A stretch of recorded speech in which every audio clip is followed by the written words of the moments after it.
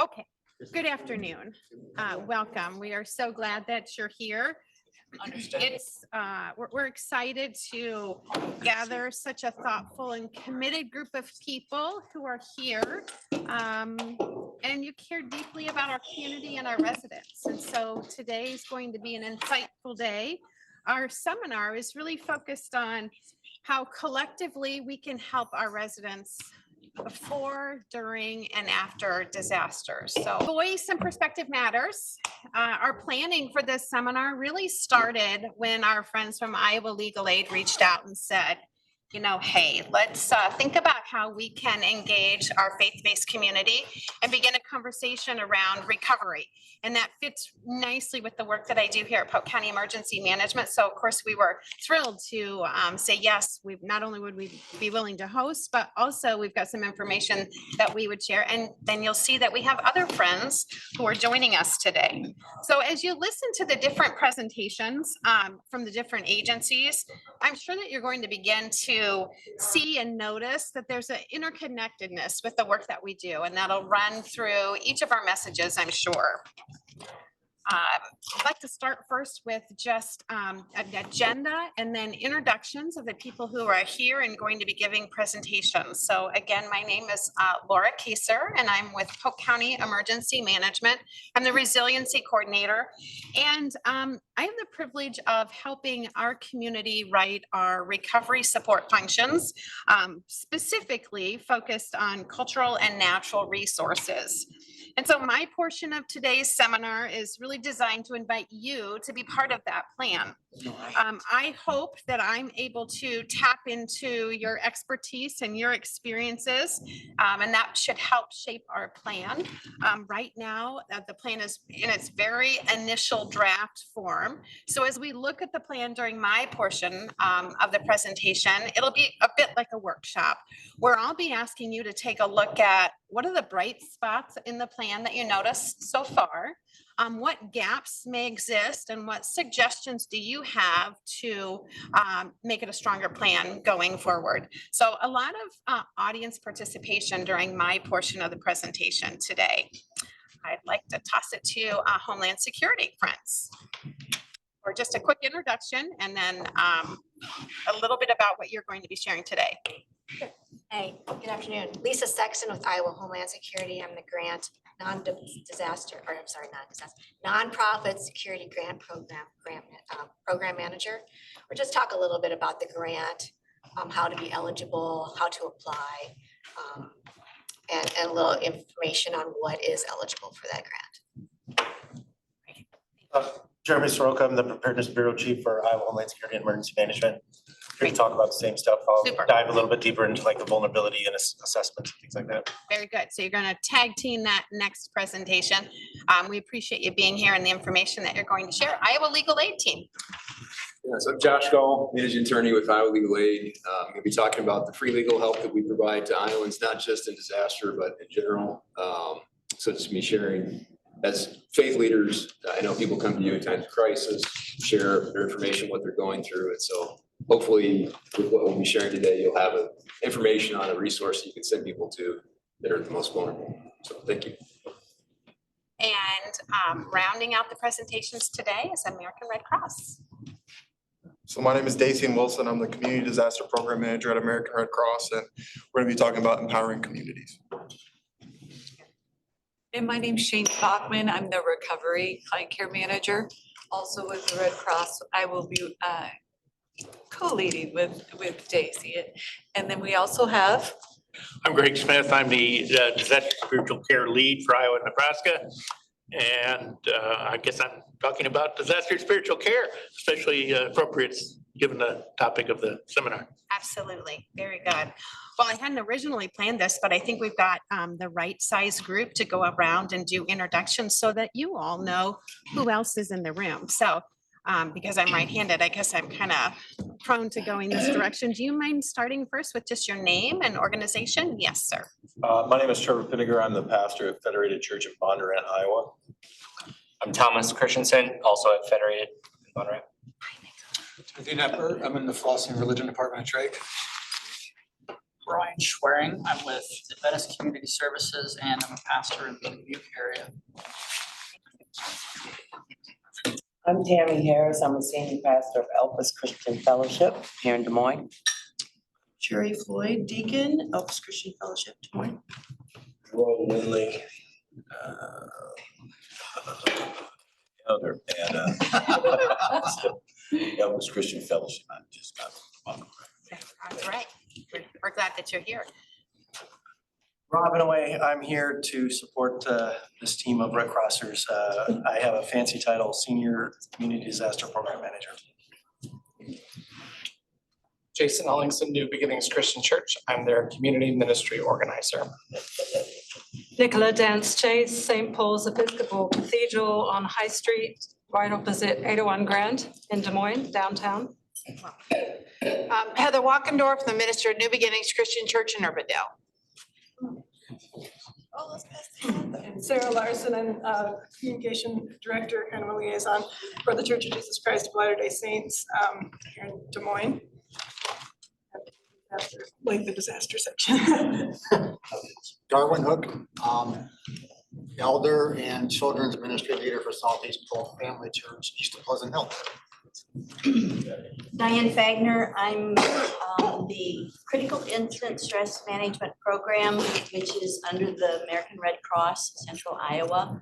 So offer debriefings for first responders. And I'm also a member of Grace United Methodist Church, and they're very busy with a lot of things like this too. I'm Christy Fiala. I'm the communication director for Church of Jesus Christ of Latter-day Saints, congregations west of Sarah. We work together a lot, kind of our areas kind of next to each other, but we're very interested in helping with disaster relief and also being prepared for it. Wonderful. Thank you. Thank you for your support, your church's support for the people who are hungry. I don't know if you've been reading the news, but I believe the LDS Church just donated like 600,000 pounds of food locally. I mean, a lot. Amazing. Yeah, I saw that. That's great. Thank you. Thank you. Jamie Bogard, lead pastor at Adventure Life Church in Altoona. Welcome.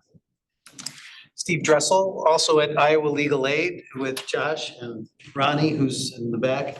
And I'm in charge of faith-based leader outreach to faith-based organizations. Clearly, we have the right people in the room. Thank you so much again for your time today. I know there's a lot of things that vie for your spots on your calendar, and because you prioritize this, it means a great deal to us. And I have no doubt that together we'll be able to do great things today. So what is recovery support function? We currently have 15 different emergency support functions. And an emergency support function really outlines how we as a community, different jurisdictions, respond to disasters. And those categories range from transportation disasters to the need for search and rescue, hazardous materials. You know, if there was a problem in that area, how would we respond to that? And then also public health, and that's just to name a few. As I mentioned, we have 15 different areas where we have response plans. What we're beginning to work on now are our recovery plans. So, you know, when you think about a disaster happens, immediately we're responding to that disaster. And our first priority there is life safety and making sure that we can stabilize the incident, and then preserving property. Those are our priorities always. But immediately after responding, we need to be thinking about recovery. And many of you know this, recovery is not only a short-term problem, but it can be a long-term planning process that we need to be thoughtful of. And so response and recovery almost happen simultaneously if we're doing it well. And so our recovery support functions are designed to be a guidebook, if you will, or a framework that helps us in a blue sky day like today, come together and think about worst case scenario, how would we begin to recover after a major disaster? And so we need to be thinking about all of our community needs. And I have up here on this slide, the different areas of recovery support functions that we are beginning to develop. So back in 2024, there was an economic group that came together and discussed in the event of a catastrophic disaster here in Polk County that really impacted economics, which most disasters really do have some sort of impact on economic factors. How would we work to collectively come together and rebound economically? Last year, we had an infrastructure group come together. So when you think about infrastructure, we're talking about roads, bridges, water, electricity, all of those utility needs. Should a disaster come through Polk County, how would we very quickly recover? Because quick recovery with infrastructure helps with economic recovery. So you can see these are all kind of layered on top of each other. This year, or the upcoming year, I should say, 2026, the plan is to take forward to our commission, the Emergency Management Commission, a fully developed cultural and natural resources recovery plan. And one of the components to that is our faith-based community. And so that's why when Josh reached out and asked about, hey, could we get this group together? Could we begin talking? I saw this as a wonderful opportunity to put the plan in front of you and ask for your expertise. So that's really what we'll be doing. But just so you know, going forward, we have 2 more sections of the recovery plan that we'll be working on. So health and social services will be coming up in 2027, as well as housing. I want to. What's the last one? I'm sorry. The last one is housing. Housing. And so, you know, I want to mention in each one of these, a recovery support function is designed to focus on recovering from the disaster. So when you think about housing and you think there's a plan coming forward in 2027 for housing, it's not to fix the housing crisis that currently exists right now. So I just want to preface that these recovery support plans are intended to help us bounce back from a disaster to kind of what our current level is. But certainly there's ongoing maintenance and there's collaboration with all of the people who are working on housing on a day-to-day basis right now. So we'll be engaging a lot of different stakeholders for that. Okay, so recovery support function, cultural and natural. I really want you to start thinking about cultural and natural. And the reason we want a recovery support function for those 2 areas is because we want to be focused on preserving, protecting, conserving, rehabilitating, recovering, and restoring all of the things that make Polk County unique in the areas of cultural and natural. And today, when we think about cultural, I want you to really think very broadly about your definition of cultural, hence the faith-based groups being invited to this conversation. You play a big part in defining what Polk County looks like culturally. And so we want to make sure that you have your eyes on this plan and you can be providing us some insights. I want to run through just preservation. When you think about preservation of cultural and natural, the idea here is that we want to maintain what we have in place. So an example of maintaining what we have in place might be keeping a historic building untouched or unchanged. Some of you might be familiar with some of our historical sites. Some of you may work in a historical site or live by one. That's an example of preserving some of the culture here in Polk County. Protecting. Protecting can happen before, during, and after a disaster. So it's important when you think about each one of these, know that they can happen in various stages when we think about recovery planning or recovery responding. So in this case, an example might be if you're trying to protect something from harm, damage, or destruction. And that might be something that people are doing on an everyday basis. Maybe there's a security system that's in place that's designed to protect a structure. But more immediately to a disaster, maybe you're thinking about installing barriers around a fragile site before a storm comes in. So that's an example of being able to protect. Conserve. When you think about conserving, we have a whole department in Polk County that's our conservation department, and I'm going to lean heavily into them for their expertise on the conservation work that's already happening. But really what we want to be thinking about there is how do we use resources wisely so that we prevent any depletion or loss of our resources. So this really kind of lives in that natural area. So an example might be maintaining or managing a forest or balancing biodiversity. We don't have beaches here in Iowa. I think that's maybe one of the things that makes us great and unique. We don't have mountains, but we do a lot of biodiversity here that people don't automatically think about. But we've got rivers and streams and a lot of water that we need to be thoughtful of. Rehabilitation. So when you're thinking about rehabilitation and recovery, you really want to focus on the repairing and improving something to make sure that it's functional. So an example of that might be upgrading a damaged trail for public use. We've had examples in the past where severe weather has come through and damaged a trail. So that's where rehabilitating that area is beneficial to our community. Recover.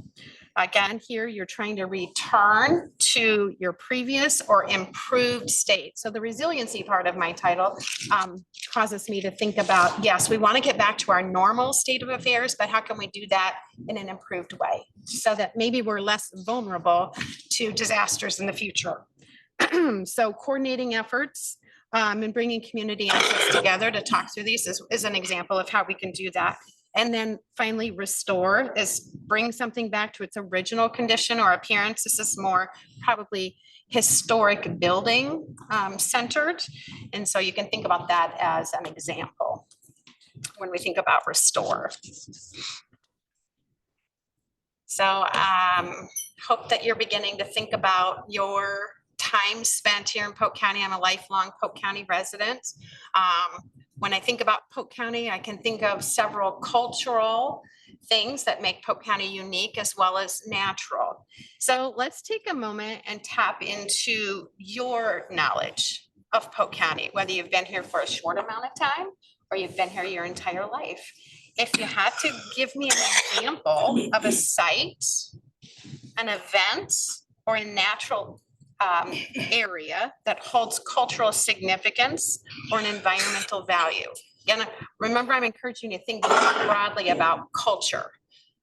Do you have anybody that would be willing? I don't think people always think of Iowa as being diverse spiritually, but you don't have to travel very far from where I live to find a Sikh temple. And they were also involved actively in our state VOAD. We also have, on the way here, I saw a Buddhist temple right in Des Moines. So you go to Walmart, you can see the diversity of our population, the languages, the dress. There are 54 languages here that the school system has to support in the state. That's a lot of people, a lot of different cultures. Yeah. And I hope that we continue to remain open to those diverse influences. They'll make us stronger. Those are great examples. So we have a lot of religious diversity, not only in practices, but in structures that we see. Other thoughts? They can fall into the cultural or the natural. What makes Polk County unique? Yes. We moved to Iowa from Virginia about 10 years ago, but we absolutely love the bike trail system. The bike trails, okay, yeah. Love them. I think our bike trail system is enviable across the nation. I'm gonna go ahead and throw that out there. Des Moines Art Center and the Des Moines Fine Art Fair. Thank you for mentioning the center, the physical building, but then also the events. It's the art show that we hold in the summer is also, I think, enviable across the nation. Very well attended. We wouldn't be Polk County if we weren't able to very quickly after a disaster get back to normal and be able to sponsor those types of events. That's the healing part of recovering from a disaster, is getting back to normal. And so we want to be thoughtful about how can we do that. So thank you for that. Josh. So too, the seat of state government, so the Capitol building, and then the Iowa State Fair. Okay, who here's from Minnesota? Anybody? Okay, good, nobody. We really do have the better state fair. I'm so glad that you mentioned that.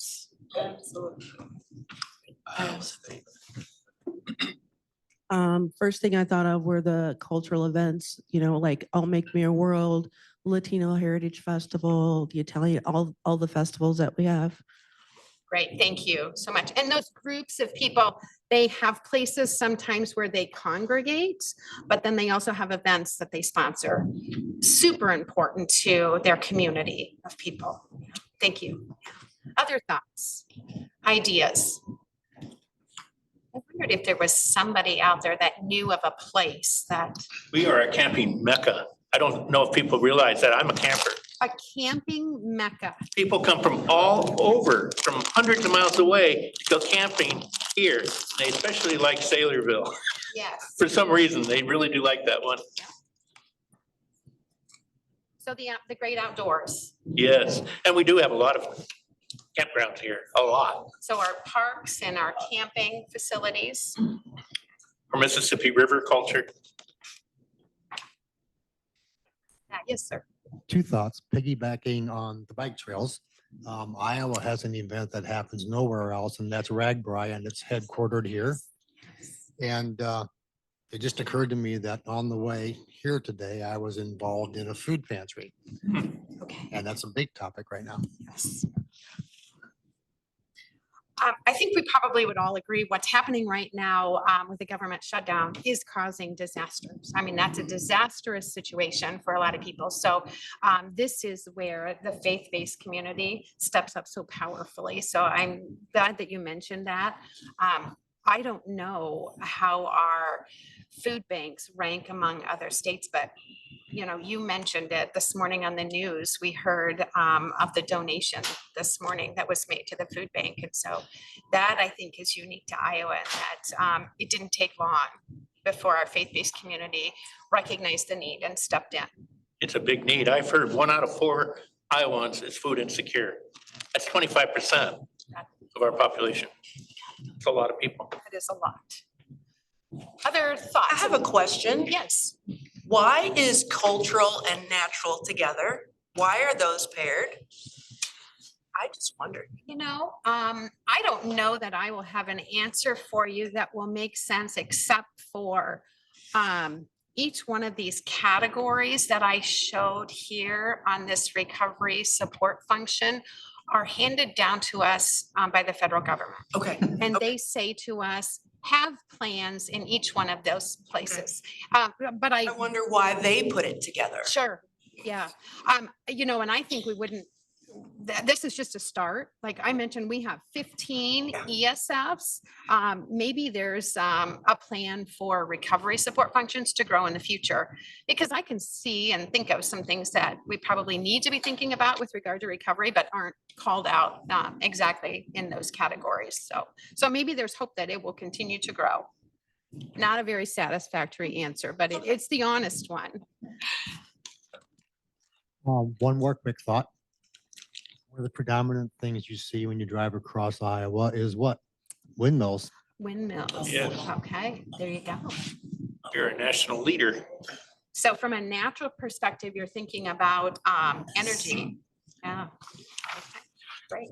Yes. Just last thought about Polk County or thank you, Des Moines in particular, the farmers market downtown, draws a lot of people and also really upholds local food production and other creative arts as well.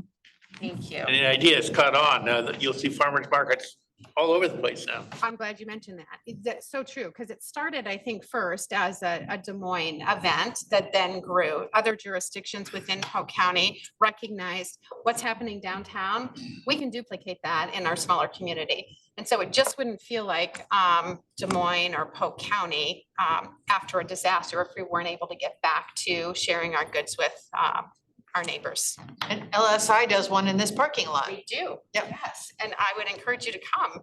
These are typically summer events, and so when you think about disasters, there are some that are more prone to happening in the summer. And so our plan, as we dig into it, I want you to be thinking about how quickly can we get back to or alternate the location for these really important resources for our community. I appreciate you walking the mic around. That's helpful. Any other Polk County specific? Talking about culture, we'd be remiss if we didn't mention the farm culture. It is very strong here in Iowa. We're primarily an agricultural community. We also are an insurance mecca. So, you know, that's an interesting juxtaposition. We have very different cultures coexisting. Yes. That makes, I think, our suburbs very unique because they have a mix of both of those. So we need to be thoughtful of that. Thank you. I was thinking of the Ty Dam site not far from here and the Robert Ray Pagoda and Gardens and what those symbolize for our state. Thank you. I wondered if somebody would mention that. Gosh, how old is that now? Does anybody know? Oh, gosh. It's been around a while. Well-established staple in our, I mean, I can remember the fundraising that happened for it and then the construction. And then across the river from that, what do we have? And there's a real culture behind this. The skate park. We should not forget about the skate park. That is a culture in itself. Great. So you have done an amazing job of thinking locally and sharing your experiences about what you know about Polk County, whether it be cultural or natural. Thank you for doing that. So now let's talk about the role of faith community in disasters. And I can't think of a more expert group than the folks that we have in this room to help me. I thought, you know, I could put up a bunch of bullets on this is the role of the faith-based, but that would be silly for me to try to tell you. So this is where I hope you will help share with the group either your experiences or things that you've heard about with regard to how the faith community shows up. And we've already shared one example of the food donation that has happened most recently. Other thoughts or ideas on the role of the faith-based community? And I'm going to take notes as you do this because this helps with the planning. I know that in Louisiana, there was an initiative to get solar panels put on houses of worship so that they could be places for people to do charging their phones after a natural disaster, places for people to make sure that their medical equipment functioned when the electrical systems weren't working. They called them lighthouses. And it was an effort by a local group to make sure that they were evenly dispersed geographically and more prevalent in areas that had lower income and lower property values because they were going to have the most challenge of getting their electricity restored. Thank you. I really appreciate you sharing that example because I hope it encourages you to think not only how do you show up for other people who have experienced a disaster, but it also reminds you that you're not immune to the disaster situation yourself. And so how do you protect yourself so you can do the work that you want to do for the community? So you need to be thinking twofold. And in a little bit, you're going to hear about some monies that are available to you if you choose to apply for them that can help you be more resilient to future disasters. So great. Be thinking along both of those lines. Other examples, that's a really good There one. are many faith organizations that are involved in disaster assistance. They typically have branches, like Presbyterians have Presbyterian disaster assistance. The LDS Church has a very large disaster response. Lutherans have a very large response. Mennonites have a large response. And Baptists have a large response. They're also often known as the chain gang because they bring those chainsaws to disasters. Like that. We have so many faith-based organizations, and without them, I honestly cannot imagine how disaster would be. We also have a FEMA, or used to, I don't know if they still do under the current political environment, used to have a particular branch that addressed faith-based responses to communities. And I think it's pretty cool. Thank you. So a lot of you have your own disaster groups of people who are ready to be those boots on the ground. And when you think about helping your local community, that's probably where you spend a lot of your focus, and that's fantastic. If we shift that hat and think you are also the people who need the help, then do you have mutual aid in place with other denominations, or you're partnering churches in other areas that could come in and help you? I think is what you're describing there. Right, and the chain gang, I do like that. Okay, Josh. You can always tell which church is which by the color of their shirts.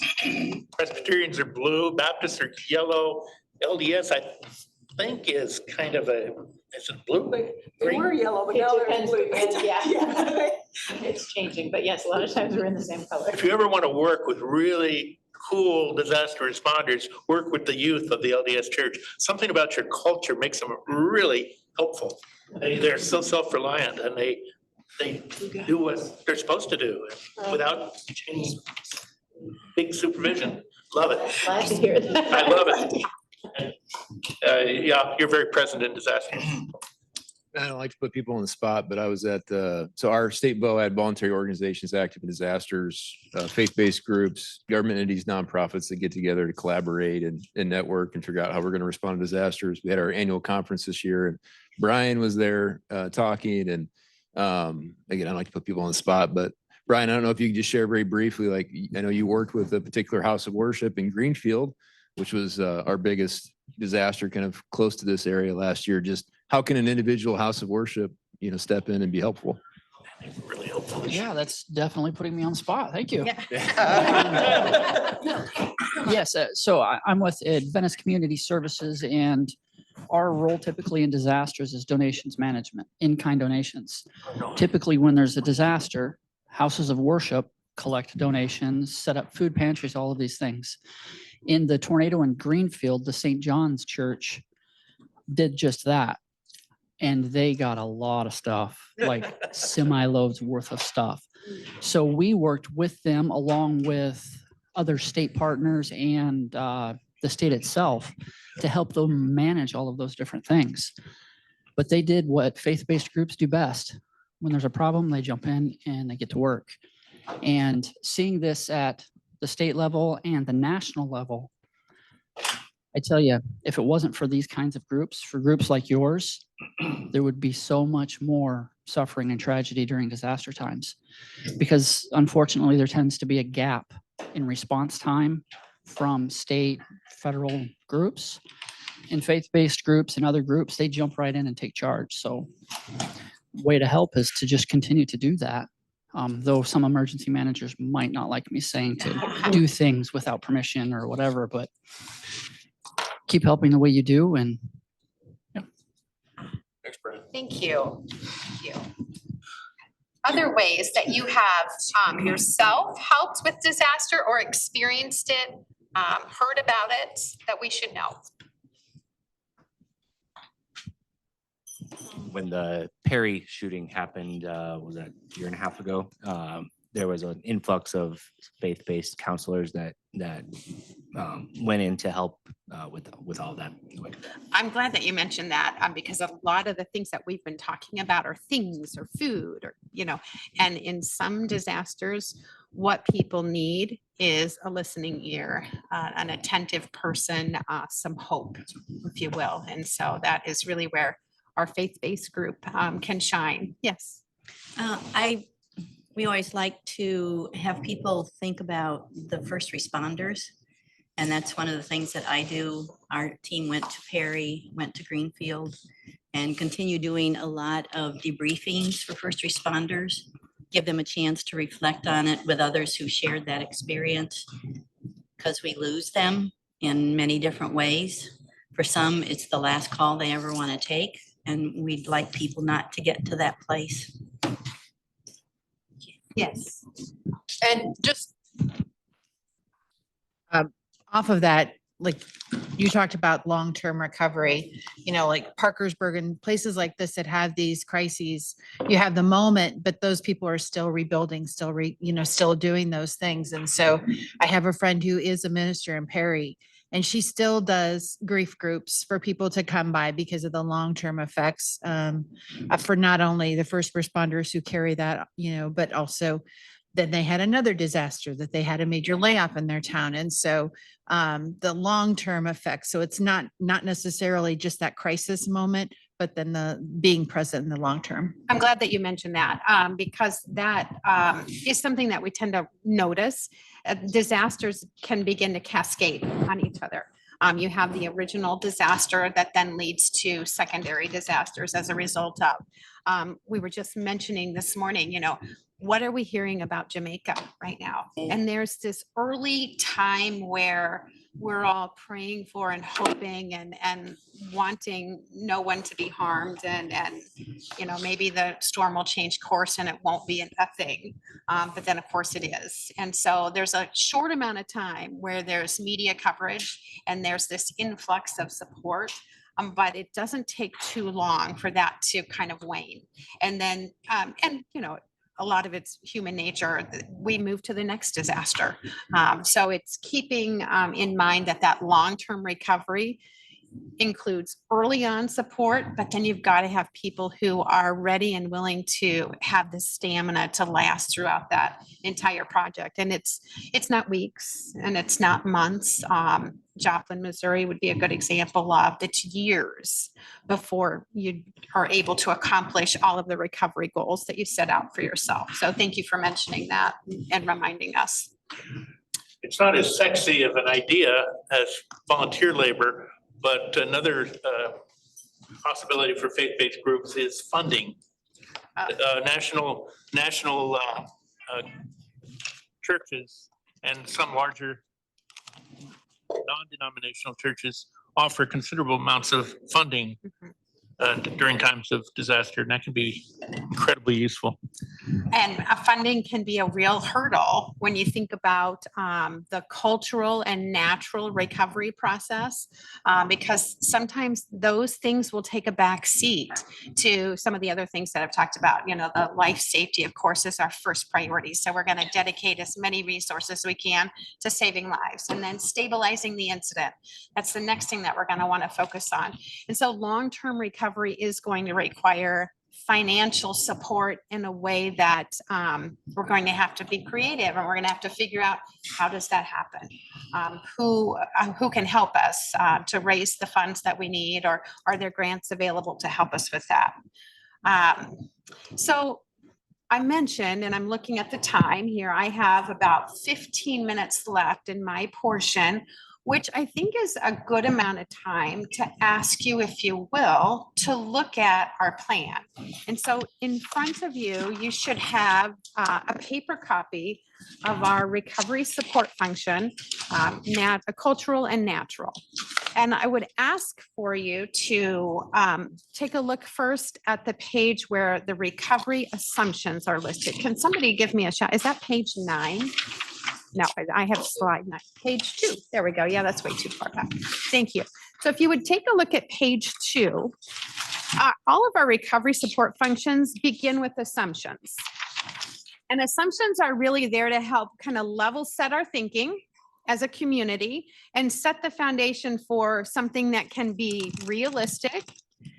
It can offer a coordinated approach for an effective recovery. So as you read through those assumptions, I want you to ask yourself, are the assumptions that are listed there going to provide shared understanding of the situation? Will it help to guide our decision-making? Will it prepare our community for uncertainty? Because that's certainly part of disasters. As much as we want to pre-plan, there will be things that we don't anticipate. Are the assumptions going to help guide us through any legal compliance issues that we need to be thinking about?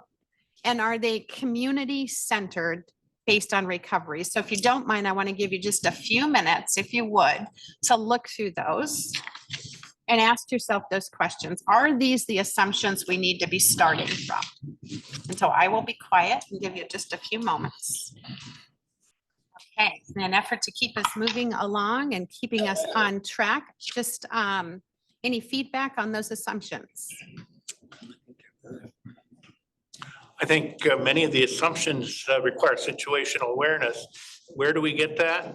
By being aware of the organizations that can supply that information. For instance, coordination can be done through national organizations which have local presence, state presence, like our Iowa VOAD. It can be a very good source of information for you all. If you don't know what that means, it's volunteer organizations active in disaster.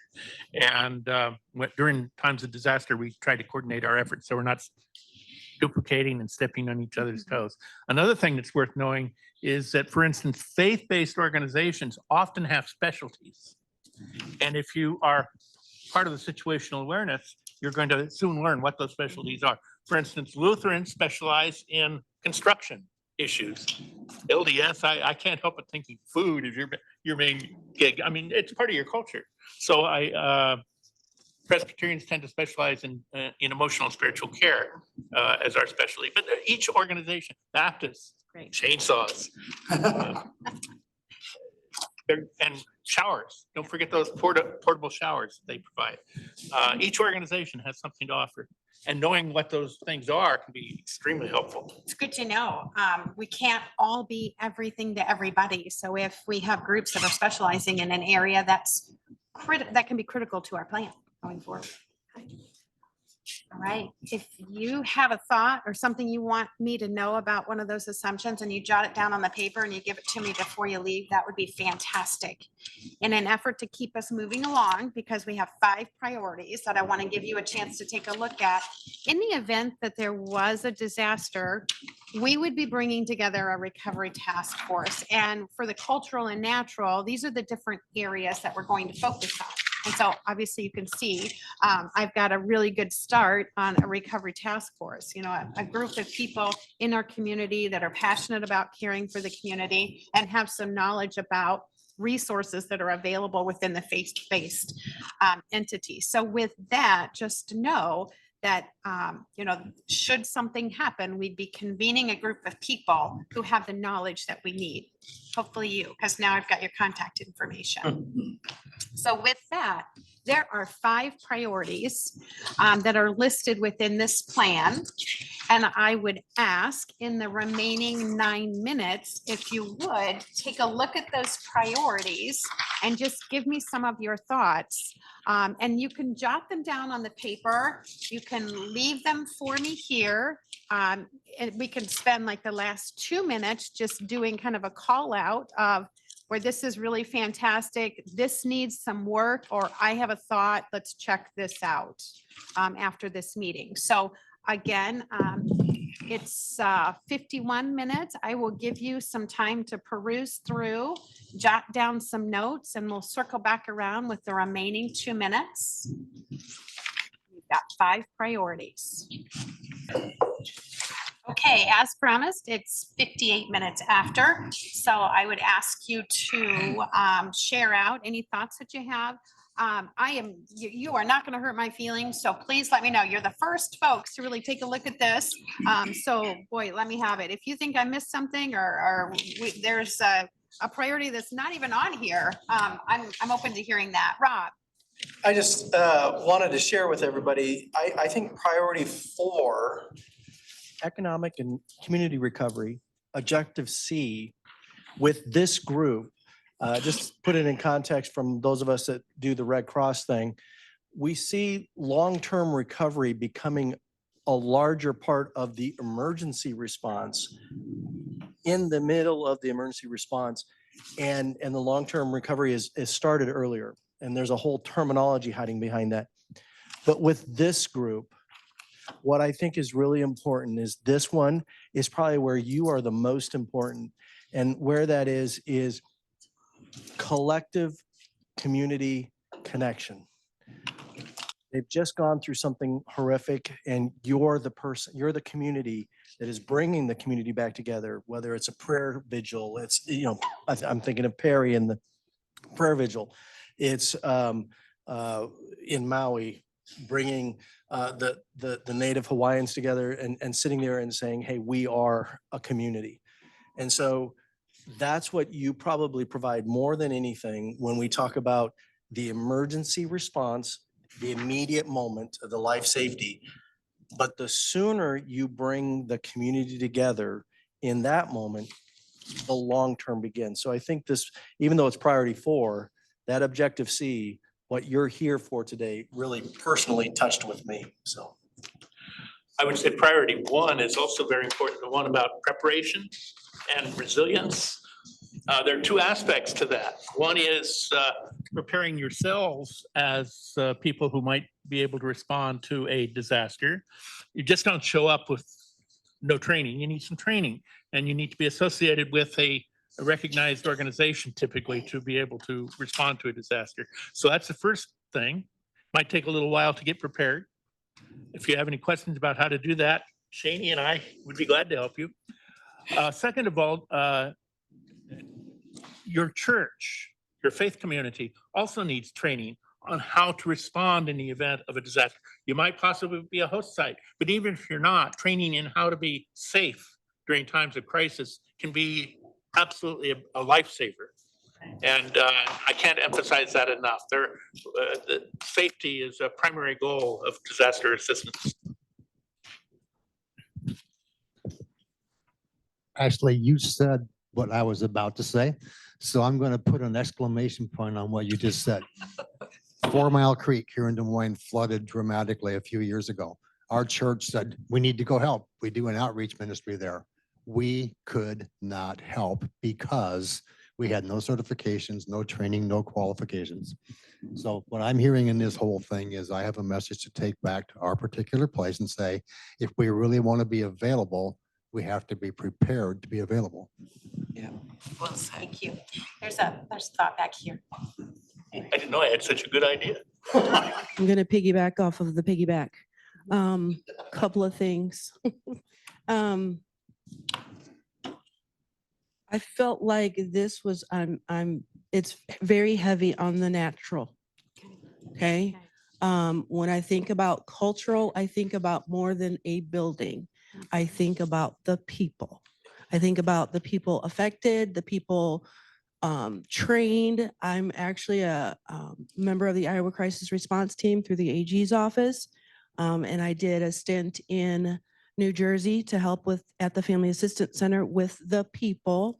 And then I also did a stint in New York at Ground Zero as a first responder to the folks who were working at Ground Zero. So I met a lot of the construction workers, a lot of the firefighters, the people who were in the pits, and spent quite a bit of time on the East Coast. So I think there's less emphasis on people. The people are the crux of even, assisting at the, the rivers and the lakes and the streams and the trees and you need people. And I think there's not enough emphasis on that. Okay. Thank you. I appreciate that.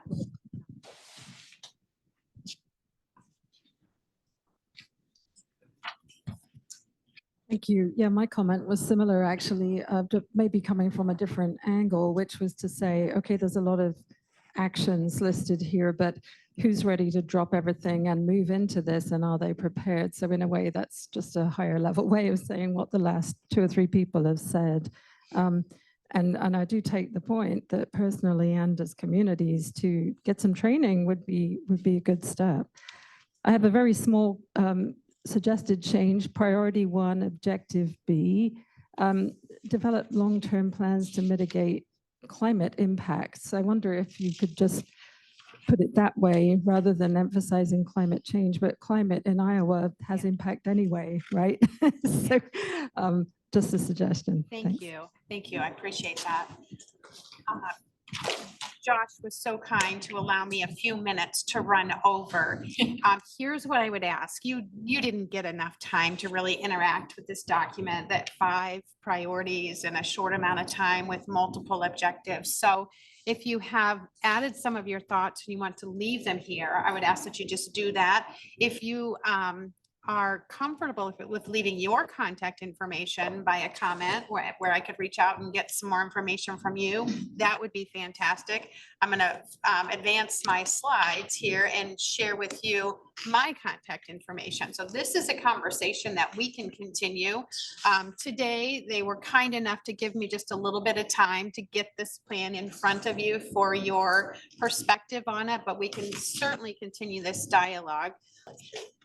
My name is Lisa Sexton. I'm with the Iowa Department of Homeland Security and Emergency Management. And I've been managing the nonprofit security grant program for the last few years. We're going to talk a little bit about that program, how to be eligible, what type of things you can apply for, and the process.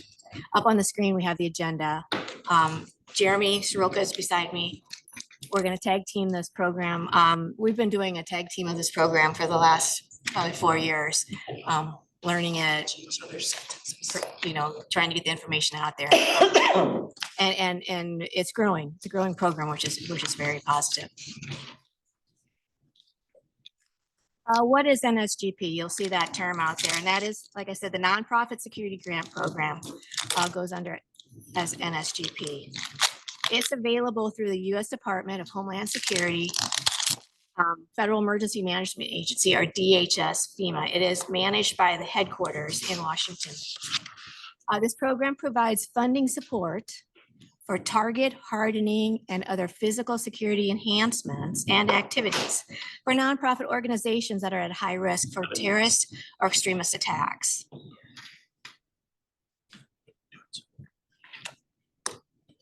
In Iowa, the Department of Homeland Security Emergency Management serves as the state administrative agency, or SAA, you'll see that term, for the NSGP grant.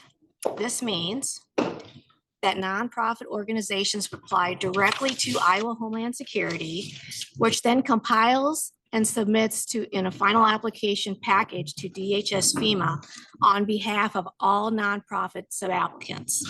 So we'll take in all of your information, put it in a package, and submit it as a whole for the state of Iowa. A few key points to remember on this program. The state of Iowa opens its application process prior to the release of the Federal Notice of Funding Opportunity, or NOFO. It's another term you would see if you were looking up the program or on the FEMA website.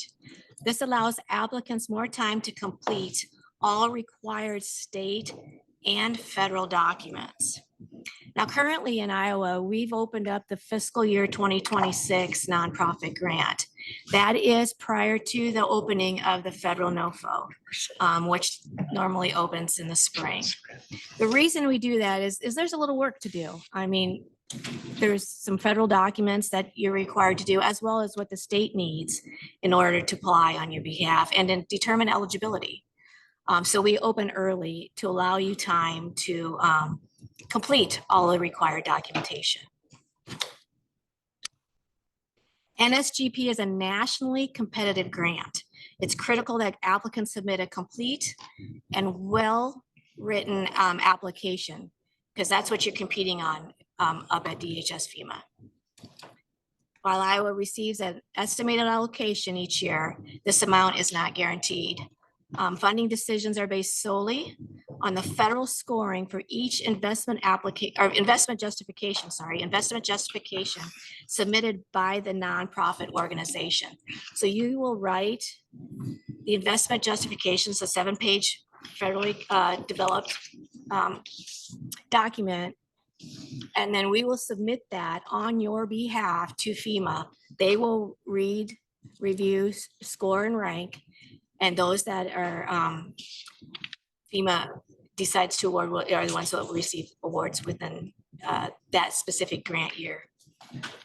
Iowa applicants will apply through our online grant management system, which includes both state required and federally required documents. Now, there are some things that the state does need to have on file as well, because we determine your eligibility, determine if you're able to be included within that application.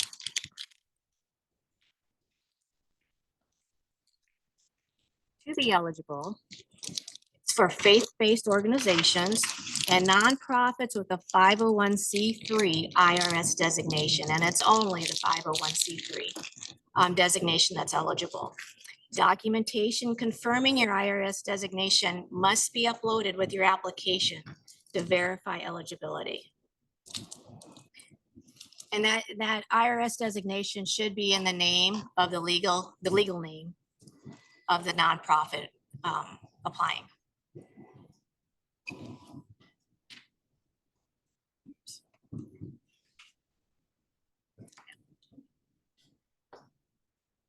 Applications are submitted per occupied building or street address. So this is physical protective measures of your facility. Nonprofits may request funding up to $200,000 per building based on specific project costs. If your organization has multiple facilities, you may submit up to 3 separate applications, so 3 buildings, separate addresses, for a maximum total of $600,000. That is building specific, $200,000 per building. Each building application is evaluated independently and competes on its own. So FEMA could choose, if you were to submit 3 buildings, they could choose to award 1. They could choose to award 3. We've had it, I've seen it both ways. So they compete alone, each building. You must occupy the facility at the time of application. Buildings that are under renovation or construction are not eligible if they are unoccupied during the renovation and construction period. And if your organization rents its facility, you're eligible to apply. However, Iowa Homeland Security requires a letter from the property owner granting for approval for your proposed projects as outlined in your investment justification. We want that on file to ensure that you're attaching equipment to their building, that they approve of that.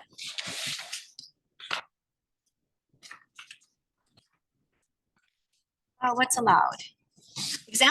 Examples of allowable security enhancements include security equipment, cameras, access control systems, locks, doors, physical barriers, which would be fencing, gates, bollards, security lighting, interior and exterior lighting are both eligible, and security related technology and communication systems.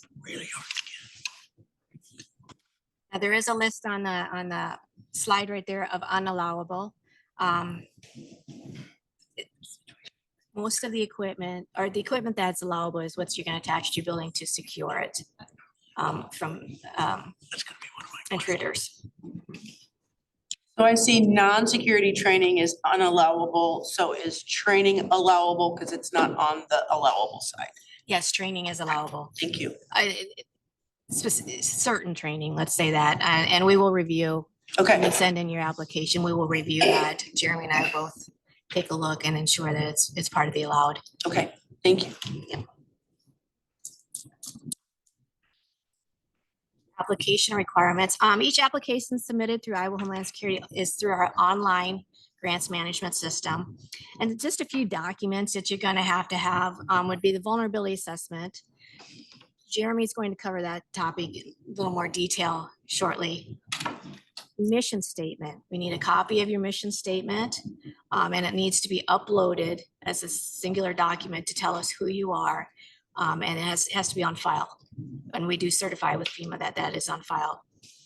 Investment justification. Jeremy's going to talk a little bit more about that one in detail, but just keep in mind on the investment justification, that document is the primary federal document in your application. And it is the only document we will send on your behalf to FEMA, DHS FEMA. So it will be the one that is scored and ranked. It's a 7-page document, I said FEMA controlled, and it asks you certain questions and to tell them who you are, what your risks are, what your vulnerabilities are, and specifically what you're requesting from them. And what you're going to use it for. Make sure you read the questions, answer the questions, because that's how they do the scoring and ranking. Your unique entity identifier, which is also called UEI. Each nonprofit must have a unique entity identifier. You would get that on sam.gov. It's a number that allows you to accept federal funding. We put that information in the system with your UEI should you receive an award. And we will request a copy of your UEI at the time of application. And then we would also need a copy of your IRS designation to show your 501c3 status. That helps with our determining of eligibility. And now I'll pass it over to Jeremy. Thank you. Again, Jeremy Soroka, Preparedness Bureau Chief, Iowa Homeland Security Emergency Management. Before I start into vulnerability assessments, I think one of the biggest things that's made us very successful with this program in Iowa is because we really get hands-on with your investment justifications.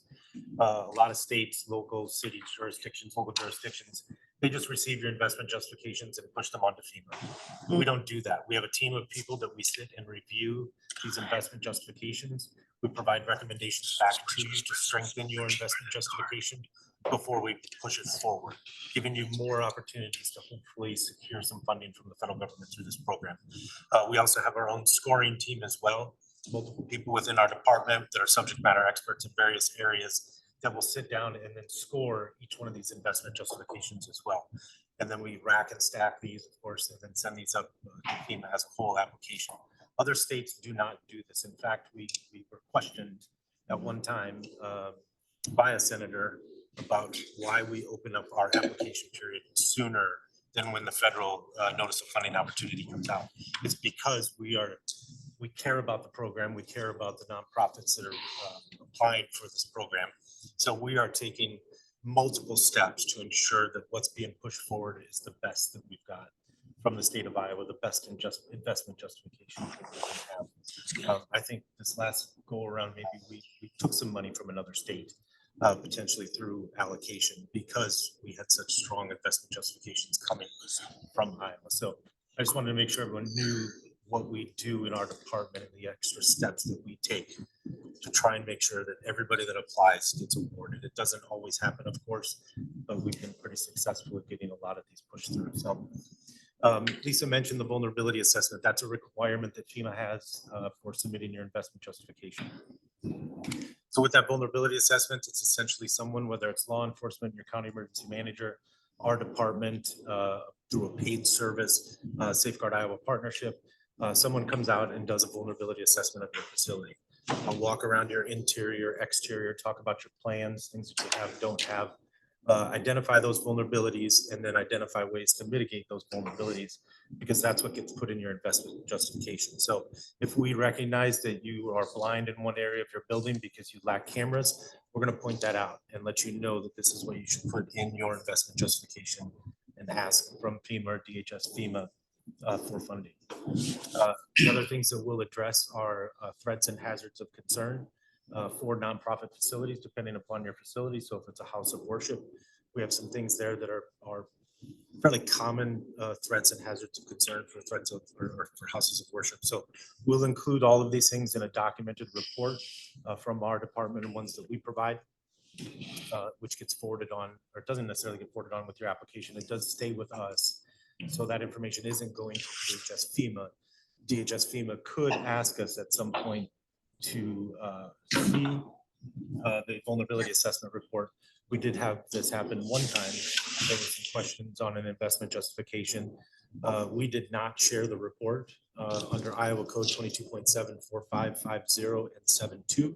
That information is protected as confidentiality.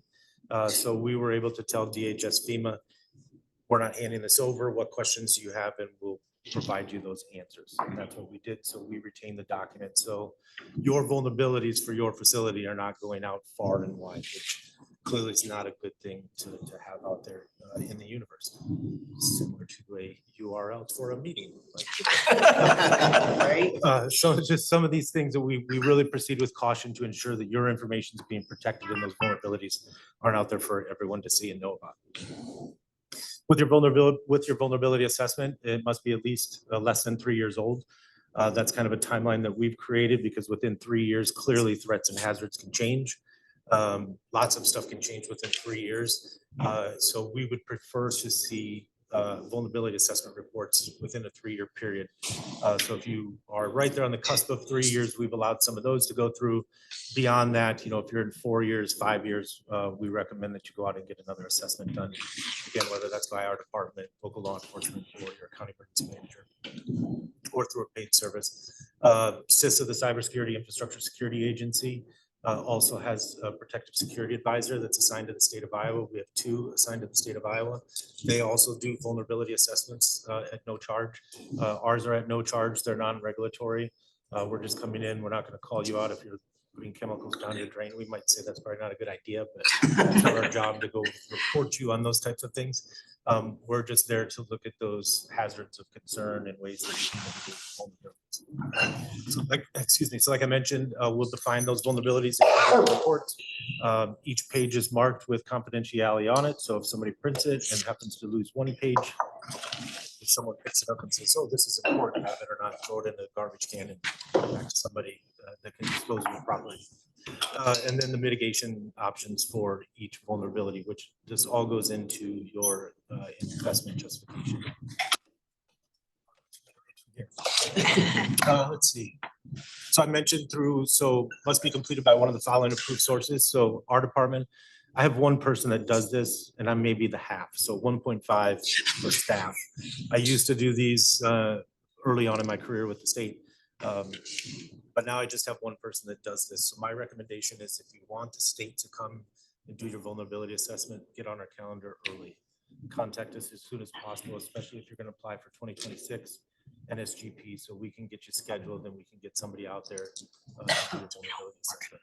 What's the best way to contact you to get on your calendar?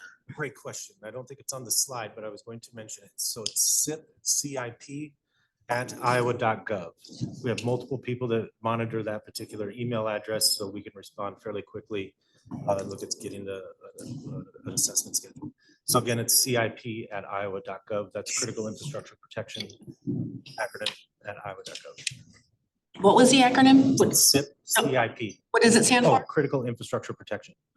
So within our department, we have a threat information and infrastructure protection program, and this is just one of the responsibilities within that program, is doing critical infrastructure protection and vulnerability assessment. A law enforcement agency can come out and do an assessment for you if they're willing to come and do that. We've seen that done. They provide a list as well of vulnerabilities and options for consideration, and then they sign that report as well. County emergency managers go out and do that. I know Dutch Geisinger here with Polk County has gone out and done some assessments helping us out. Jay Knox, who's also housed out up here with Safeguard Iowa Partnership, has helped us out too and has gone out and done assessments as well. The thing with having a county emergency manager, a Safeguard Iowa county emergency manager, is we do ask for a letter from law enforcement supporting those recommendations that are being provided. It's just one extra layer of ensuring that what's being identified is a true vulnerability and a true way to mitigate. That's just a checks and balance that we've put in place. It's not necessarily a requirement that DHS FEMA has. Again, these are just additional steps that we take to ensure we are putting forth the best investment justifications as possible. And then a qualified vulnerability assessment provider like Safeguard Iowa Partnership, or like I mentioned before, the Cybersecurity Infrastructure Security Agency and their protective security advisors can also come out and do the same assessment for you. There are tools online too. So if you want to do your own self-assessment, you can send an email to sip@iowa.gov. We have different templates that we can provide so you can do your own assessment and then have law enforcement come in and sign off on that. CISA also provides like a house of worship self-assessment as well. There's school self-assessment. So there's a number of ways to go about this to get your vulnerability assessment completed. And then noted there, if you do contract, that is not something that is reimbursable under the grant. So you can't put that in as a line item to have paid for after the assessment is done. Let's see. I mentioned the self-assessment, third-party providers, official letter from law enforcement.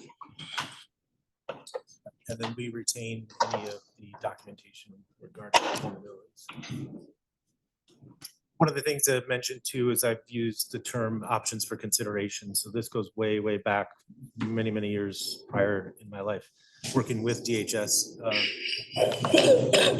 Options for consideration are like that legal that we're kind of protecting ourselves instead of calling them recommendations. So if I recommend you do something, then something happens. Well, there was a recommendation made. We have Iowa Legal Aid here, right? So we say options for consideration, that gives you some coverage. So our vulnerability assessments will say options for consideration to mitigate vulnerabilities. So if you hear me use that term, or that's why we use that term of options for consideration. It's the attorneys. Let's see. All right, so we talk about the application. So mission statement, whatever your mission statement is, Lisa touched on that. Symbolic value. What's the symbolic value of your site to your community? Fill this section out. A lot of people will leave it blank, or they put one sentence in, right?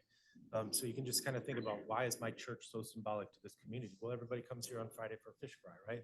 But this is where everybody goes for bingo night. You know, it's what the community sees within that organization, that nonprofit. Roles in responding to recovering from terrorism, extremism. This is an important piece too.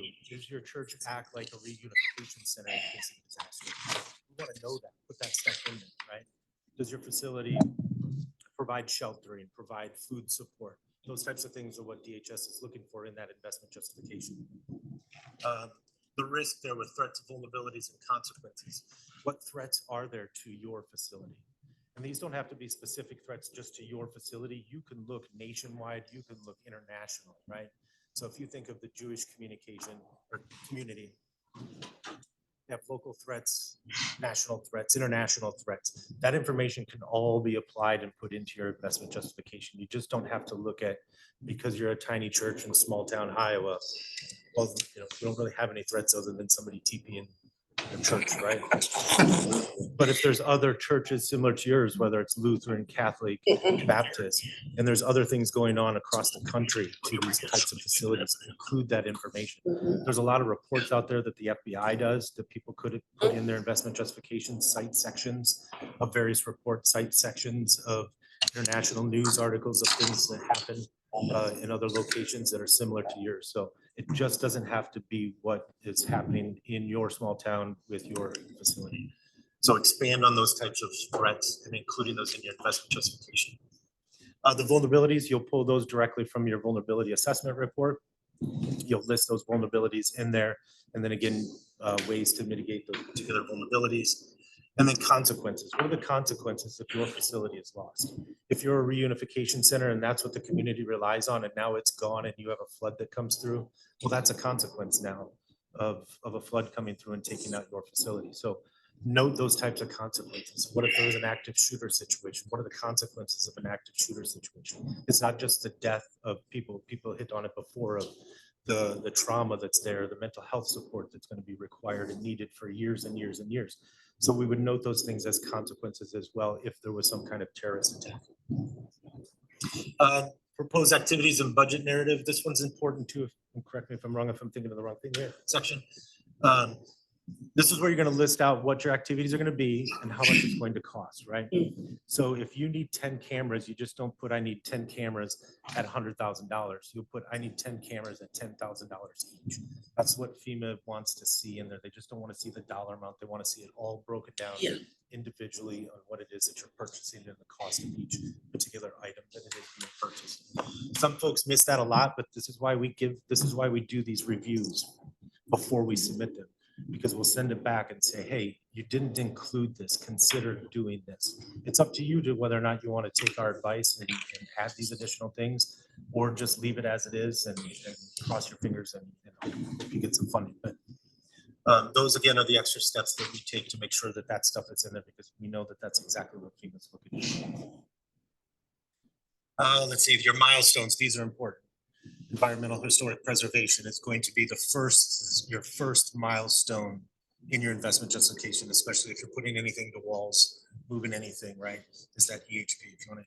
Yes, the environmental and historical preservation document is required for all nonprofit projects. And it is the first milestone on the investment justification. FEMA wants you to know that you are required to do it, and you are required to wait until you receive approval to start any projects. So usually I say to give 60 to 90 days from the start of the grant for you to complete the documentation, for us to send it on up and get a formal approval.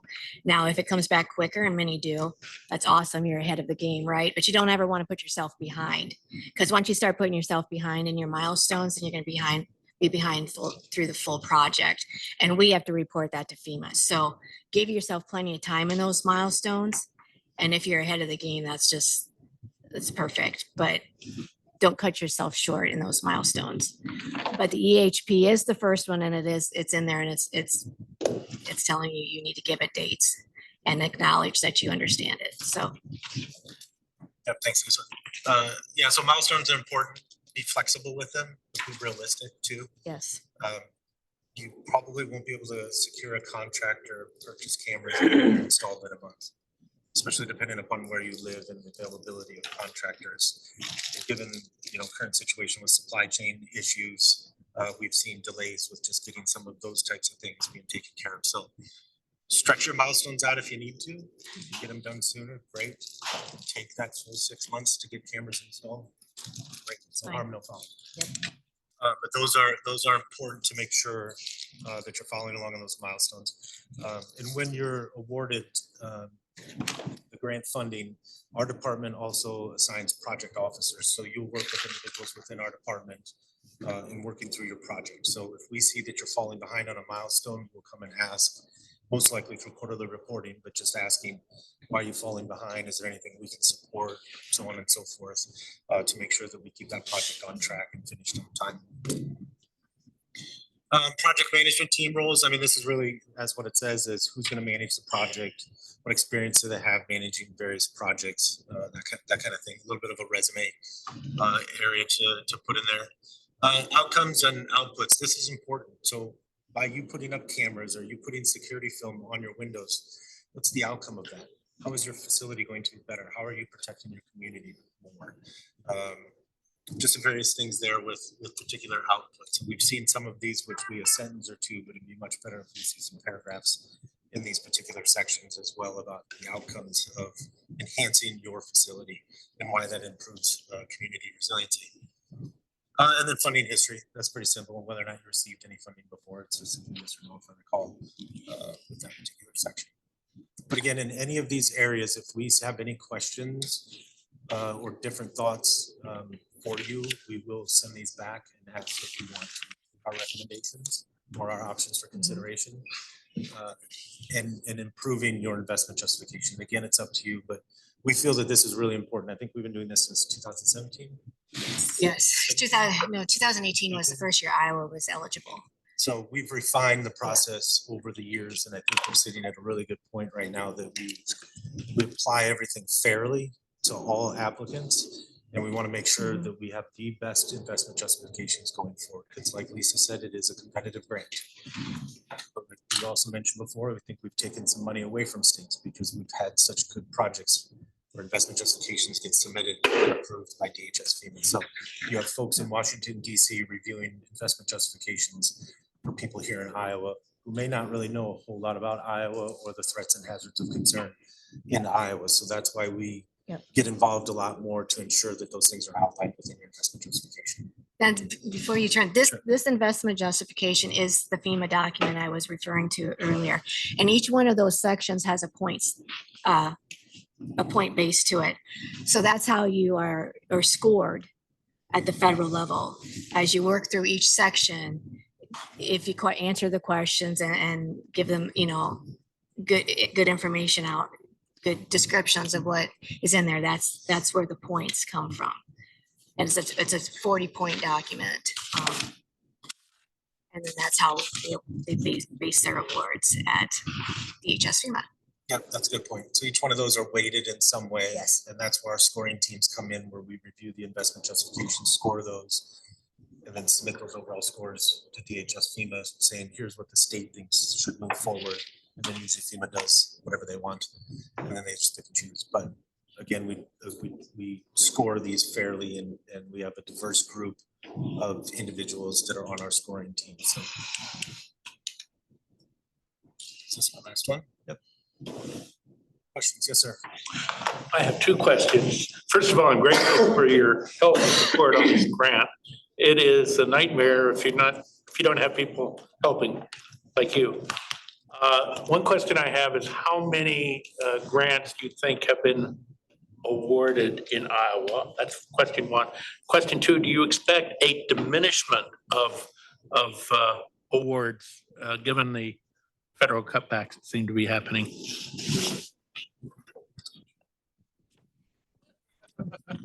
We're gonna pull this out. In the last few years, for 2023 and 2024 grant years, 2023 and 2024, Iowa exceeded the state allocation. Those 2 years that we did very well as a state level in awards for the nonprofit grant. For 2024, I believe we have about 36 sub-recipients. We just received, before the government shutdown, we just received an award for the 2024 supplemental, which was another 16 awards. And we have a 2025 award, which we're waiting to submit. That they kind of flipped that around. They awarded us real quick, and then we still have yet to submit the investment justifications. So we will have awards under 2025 in the next few months as well. We currently have 88, I think, open awards between 22 and 24 supplemental. With 25, we know that's coming. It's just a matter of time once they get back and do those reviews. We are opening Iowa's application for 2026. I believe that was in the 2026 federal budget I saw. It was included in the federal budget for 2026. So we went ahead and opened up, with the hopes that federal funding comes. But we want to give everybody the opportunity to write the investment justification and get on the calendars for those vulnerability assessments and do all the work and gather all the documents that you need without rushing it. Because when you rush, then you don't come out with maybe the quality that you want, right? So we want to give you the time to write that and be as competitive as you can be. And that also provides us then the time to work with you, do the reviews. It's very possible when you send it to me, I'll call you up and say, well, you've missed this box, or you might want to consider that. That kind of assistance we provide in order to get you in the best possible place you can be at the time of federal submission. So the opening early allows all that to happen before FEMA even opens their federal NOFO. Yes. Where do we go to find that information, please? And secondly, what's the deadline? For 2026, the notice of interest is due on November 17th. That's just a one pager in our grant management portal that just says, who are you? A little bit of what you're looking for and your estimate. You are not held to that estimate. The full application is the number that will go forward, but we need something in order to open that full application. The application itself is due January 16th, I believe. And that's to Iowa. That's to Iowa. You will come to Iowa and then we submit. Iowa is the applicant. Nonprofits are the sub-applicants. We submit on your behalf. If you apply and you're not granted you don't receive the grant, Can you reapply? Yes, absolutely. In fact, we've had a number of nonprofits be successful in that second year. And it's all or nothing. So if I apply for 100,000, they won't say, well, we'll give you 50,000. No, if you're very clear in that section 4, the target hardening section that Jeremy talked about, if you're very clear in there on what you're wanting, so you're looking at cameras, give a little explanation of why do you need cameras? Why does it say? And give the math. How did you get to that number? List out what you want. So they may come in, if they deem something ineligible, they will remove what is ineligible and award the remaining. As long as it's clear and they can see that. You don't want FEMA going pencil to paper. So make sure everything is very clear and spelled out and your math is there because they're looking for that.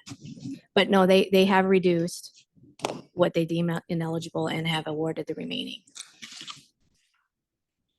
I think with what, 2024 supplemental and Yes. 2025 for over 4 million Yes. combined.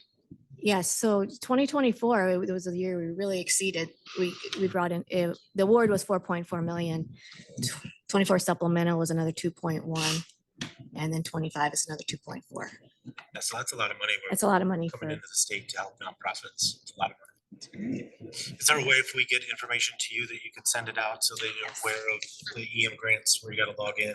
Your notice of interest? thank you. Okay. Now out on our website, Iowa Homeland Security, there is a nonprofit page. It is updated, has all the 26 information on there on where to apply, what is required, and my information is out there as well to get a hold of me. But have any questions? Yes. Once the grant is awarded, is the nonprofit, do they do all the expenditures, cameras, put all the cameras in, pay for it, and then get reimbursed? Is that how that? Yes, it is a works? reimbursement grant. Yes, and you can work your way through your projects. Let's say you wanted to do cameras, doors, locks. You could do the cameras first, submit all the required paperwork, get reimbursed, do your next project. That way, maybe you don't have as much out and waiting on funding as we work through the federal system. It is a 3-year grant. I should say that. I probably didn't say that. It is a 3-year grant. So there is a little time in there to do the work.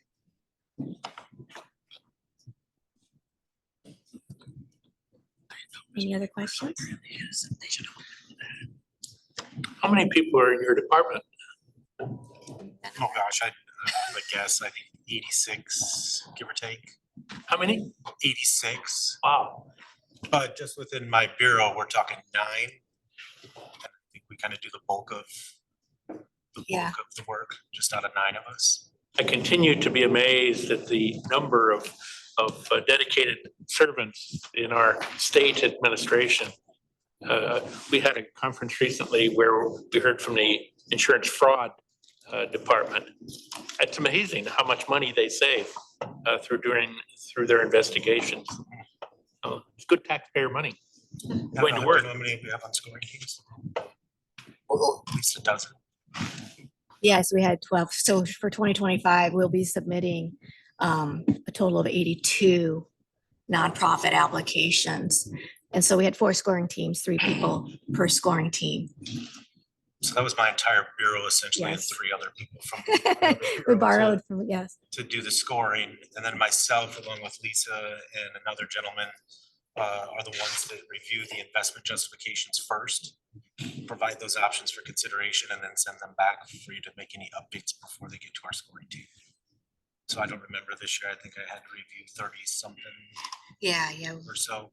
So I reviewed 30 some investment justifications, the other person reviewed the other half, so. It takes some time, but we really believe in this program, and we've seen it just grow so much since we've been working on it. Since Yeah. 18. 2018, we had 1 Yeah. nonprofit. So Now we're getting 40, 50, 60, 70 applications every year, so. it's just marvelous. Thank you. Thank you. thank you.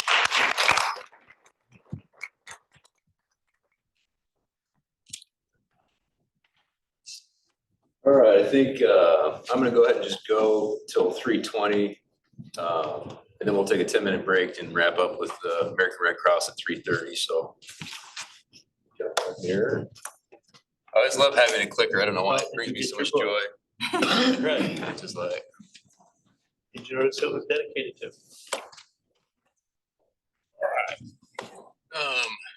So I'm gonna start out. My name's Josh. This group, this focus is very important to me. I'd be a 4th generation Methodist pastor if I'd gone down that route. My dad's a retired Methodist pastor. His last church was New Hope United Methodist Church here in Des Moines. He retired in 2019. So this kind of work that you all do. Just want to make sure that you kind of understand who we are at Iowa Legal Aid, because I'll talk about disaster legal issues because a lot of people don't think about legal issues in disaster, but our clients are facing crises every day, and they're your congregations, they're your the people that you deal with, they're people that come to your house of worship asking for help. And so if you know where to send folks that are having issues that we deal with, that's the idea here today, is that you know who we are and what we do. So I've been around since 2009. Currently manage our disaster project and our rural justice project for older Iowans, and been here my career, been doing disaster work since 2015. But with Iowa Legal Aid, we've been around since 1977. We serve the entire state through 10 different regional offices. Every state in the country has a federally funded legal services organization. A lot of them are regional based, some are county based. Iowa, we have just a statewide organization. There are a couple county legal aid organizations, Story County, Muscatine County, but we serve those counties as well. And we're focused on civil law issues. We aren't able to do any criminal law, and our clients are primarily low income or older Iowans. Typically, as far as what we consider older, is 60 and over, and that's just how the funding considers that as who's the defined as the older Iowan. There's our map. So Polk County's Central Iowa Regional Office. That's where I'm at. That's where Steve's at. That's where Ronnie's at. But again, we serve the entire state. And so it's kind of, public defender, criminal cases, you have a right to an attorney if you can't afford one. So we're kind of designed to try to fill that gap. You can't afford an attorney, Iowa Legal Aid in civil cases, but there's no right to counsel in civil cases the same way that there is in the criminal context. A lot of people think we're a state government entity. We're not. We do receive state and federal funding. We have over 120 grants that fund our work. So that's part of who funds us, but we're a 501c3 nonprofit, and we're designed to fill areas of law where the stakes are very high, where if a person is facing this issue, everything else can ripple effect in their life in a very negative way. And I'll get into what those are. But these are folks that can't afford a private lawyer. Private attorney compensation and levels, it's very, very expensive to afford an attorney. And there are certain levels of, again, priority cases to where just the funding behind it, the people that decided this to fund it, the thought was that these people should not be kept out of justice, kept out of the courtroom. So that's what we're trying to decide, or what we're designed to do. Just some numbers of note from last year. We had 13,734 cases that we closed, helping 31,000 plus Iowans. 47% of those were housing, 27% involved family law, 18% involved income maintenance, and then 8% were kind of outside of those categories. And I'm really going to focus on initially, because I want people to know what are the best cases to refer to Iowa Legal Aid, what are kind of our main focuses, bread and butter. But just know that there's a lot of other work that we do. Again, some of our special projects fund very specific things. For example, my rural justice project for older Iowans is very tailored on holistic legal assessments and making sure people have advanced directives in place. But we're really going to just, again, focus on these core areas for your knowledge. So first, kind of making sure that people have a healthy and stable living environment. If somebody is homeless, obviously everything else in their life is going to ripple effect in a negative way. It's going to be hard for them to find a job. It's going to be hard for them to get income, to get back in that. So we're trying to prevent the homelessness from occurring in the first place. So we're trying to prevent evictions. We represent tenants. So the renters, basically, if they're facing eviction, in Polk County, we have an eviction help desk where we have attorneys every day down at the courthouse where people are able to talk to the attorneys, get advice, get representation if we can. But again, 47% of the cases that were closed last year, of that 13,000 plus, were housing related. And most of those are going to be in that eviction context. We're really trying to at least have somebody they can come home to a spot. We also do foreclosure defense. Again, we're trying to keep people from losing their homes. And then sometimes we're able to jump in and try to address substandard living conditions. I don't have heat in the wintertime. Things are breaking down. There's mold, there's bed bugs, things like that that aren't being taken care of. Can we get involved to address that so they have a safe place to live? And then personal safety and stability. We do some family law in the divorce custody context. For us to be able to have that be a case that we would talk to you about, you have to be the alleged survivor of domestic violence. Most of the work that we do in this sphere is going to be not necessarily divorce and custody, but the protective order realm. We're trying to get protective orders in place. Again, if you're facing domestic violence, that's one of those things that everything else in your life is going to ripple effect in a negative way. It's going to affect your ability to hold a job. It's going to affect your ability to have stable housing. And we're trying to, at least to the extent we can possible, try to, if you got kids, it's going to affect everything that they see and lead to ripple effect, negative outcomes for them down the road. We're trying to prevent that best that we can. And that was, I can't read the 27%, but what we did last year. And then income maintenance. So trying to protect income, trying to protect benefits that people might be eligible for. Obviously, everybody's focused on the food issue right now with SNAP benefits. If this issue aside, if you're receiving SNAP benefits and you get notice that you're being terminated for whatever reason, can we jump in and stop that? Because obviously, if you lose your SNAP benefits, you don't have access to food. Folks that are trying to get unemployment benefits, folks that are trying to get Social Security disability, or if they're getting it, they get terminated.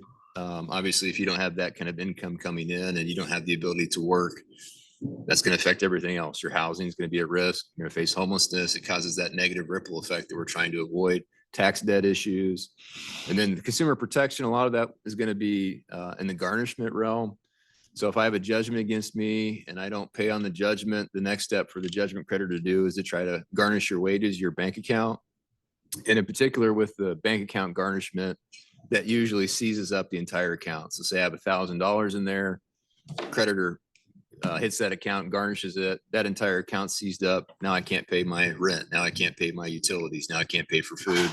And that leads to everything else rippling. So there goes my housing, there goes everything else. And so we're trying to prevent that. So one of the things that we try to do, there's arguments that you can try to make that could flat out just stop the garnishment, or can we come to an agreement to where, yes, there's certain amounts you might be able to collect on this judgment. Can we spread that out over a year so this person can survive basic necessities? And you can make arguments with courts of hardship to try to get those stopped. So garnishment's the big piece that we do in the consumer realm, though we do some bankruptcy and other debt collection. And then utility shutoffs, obviously, bigger issue in the wintertime. There's moratoriums and things that can protect some of that. But if folks are facing the loss of electricity and heat, that's one of those ripple things that we're trying to avoid. So this is in general, you have someone come to you, whether it's your one of the people that goes to your house of worship and I'm facing domestic violence, what do I do? I can't pay my rent this month, what do I do? My dad dealt with these situations all the time. And there's folks that go around to different house of worship. I need money, I need help. Why do you need money? Why do you need help? Well, I'm facing this issue or that issue. If there's any of these related legal issues, Iowa Legal Aid is a place that, because you don't always have my dad had like a pastor's discretionary fund, but obviously it wasn't like unlimited. And I know some churches or house of worship don't have a lot of money to do that. So sometimes you don't always have the financial assistance, but if you know resources where to send people, you're helping them, and possibly you're just giving them, feels good to give a resource to somebody. So how do you access our legal help? So we're a statewide intake system where all of our attorneys statewide have different days and times that they're on intake. So if you're in Des Moines and you call in and need help, you might talk to one of our attorneys from Sioux City. It's just how the schedule works. But we do, our unified intake system does their intakes Monday through Friday from 9 to 11 and then 1:30 to 3:30, except for Thursday afternoons.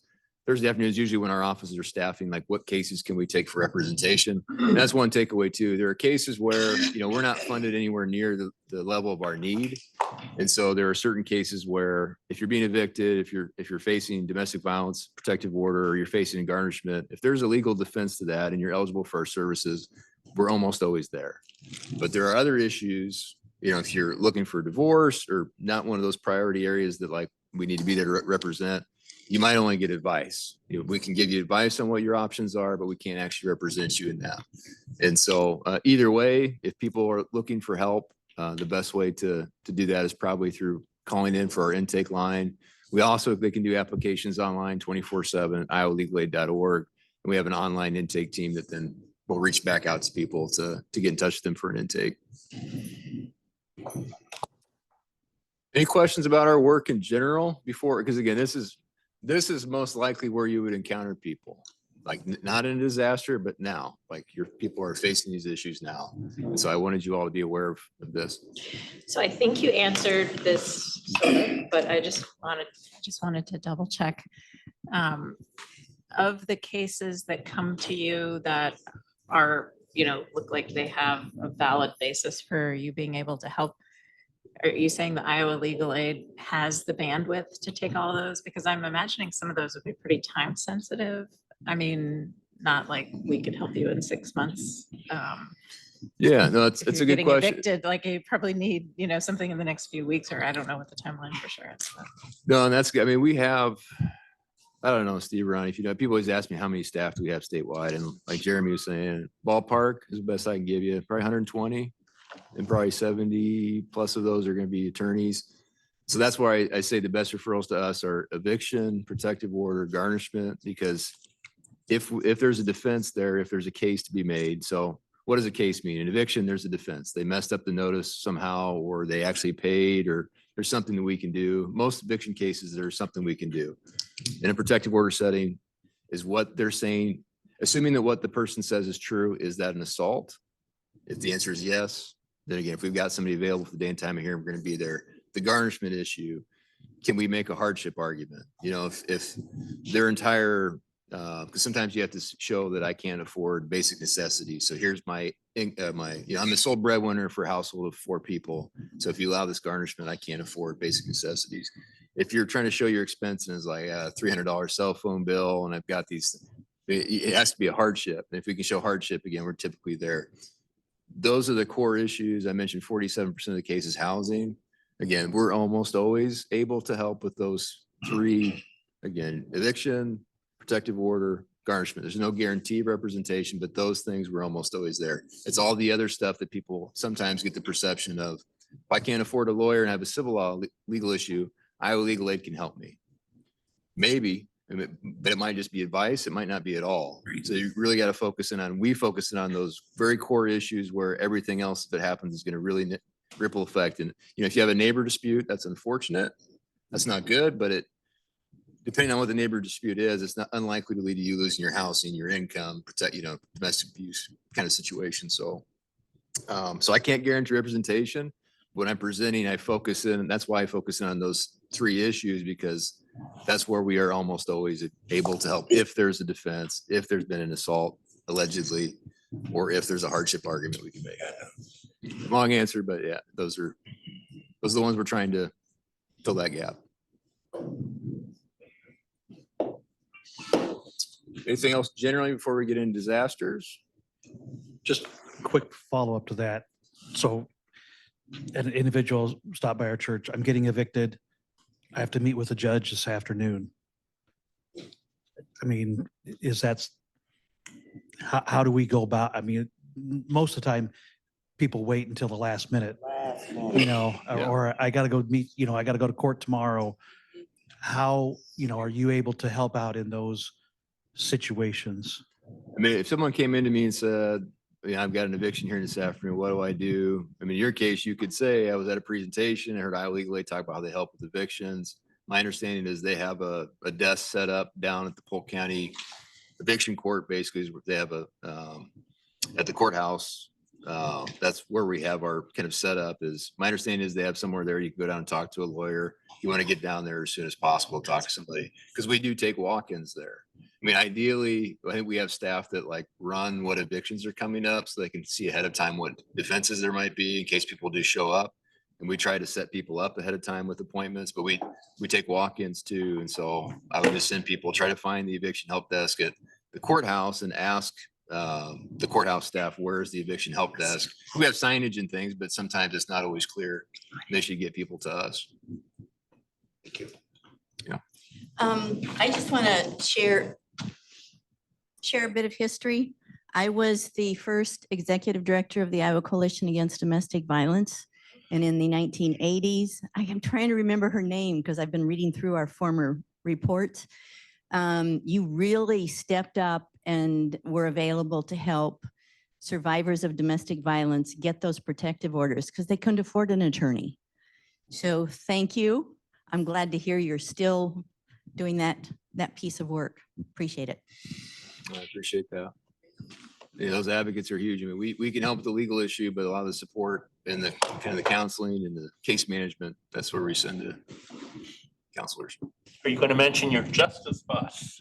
I was not going to mention the Justice Bus, but we have a mobile intake unit that we primarily use in disasters. It's a Class C 27-foot RV that's customed out for office space for people to have a safe, confidential place to have conversations. It can also become an outreach entity in and of itself where we can set up tables in front of it in rural areas or places where there's not a natural meeting place to do intakes on site. So 2024 is a big disaster year. We had that out in Minden and then had it in Greenfield and Spencer. So right, typically see Greg. Box, Justice Bus. bus. It's really cool. Which is trademarked. We had to get an evergreen agreement allowing us to use the term from an entity from California, but yeah.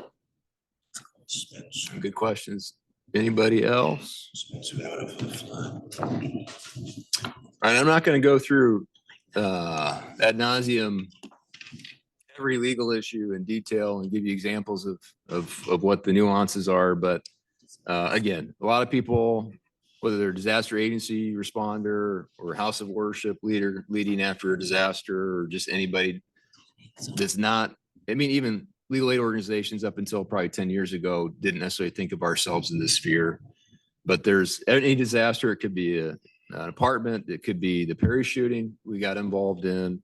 So whether man-made or natural, there's kind of a specific timeline of legal issues that can come from that. The school shooting was a little bit different in that there weren't as obvious legal needs, and we reached out to our partners in Texas Rio Grande Legal Aid that responded to the Uvalde shooting, and what can we expect, what legal issues are there. The obvious one is a lot of times after a school shooting, the schools are closed, and for low-income individuals, they don't typically have paid time off, or they're getting paid while they're staying home with young kids especially.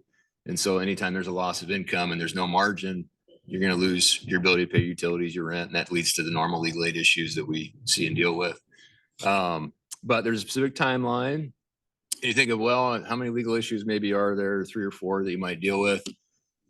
This is a slide that has been come up with in our realm. The Legal Services Corporation that oversees the federal funding for legal aids put this together along with some other legal aid organizations. There's 40 different things in this list.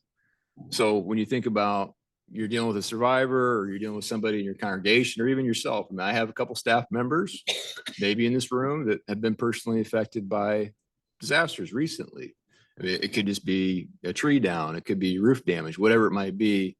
But I've never met a disaster survivor that didn't have at least one legal issue that we could talk to them about. So I'm just going to take you through kind of the timeline of this very briefly.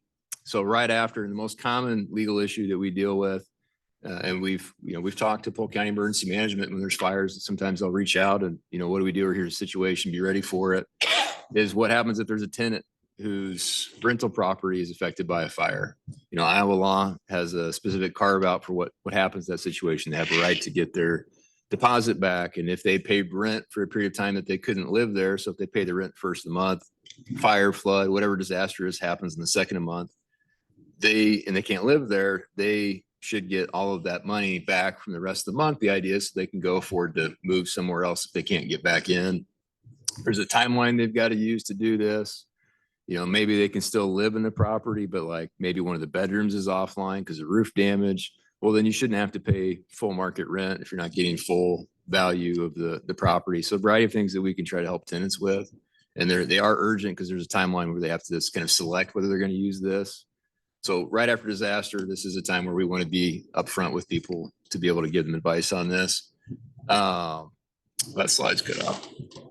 I don't know what the top part says, but I don't know, it's so high up, but I think it's just lost identification document. So a lot of times people in disasters will lose their driver's license, social security, or birth certificate. Usually if you lose one, if you have one of the other ones, you can unlock it. What happens if you lose all 3, which is not uncommon?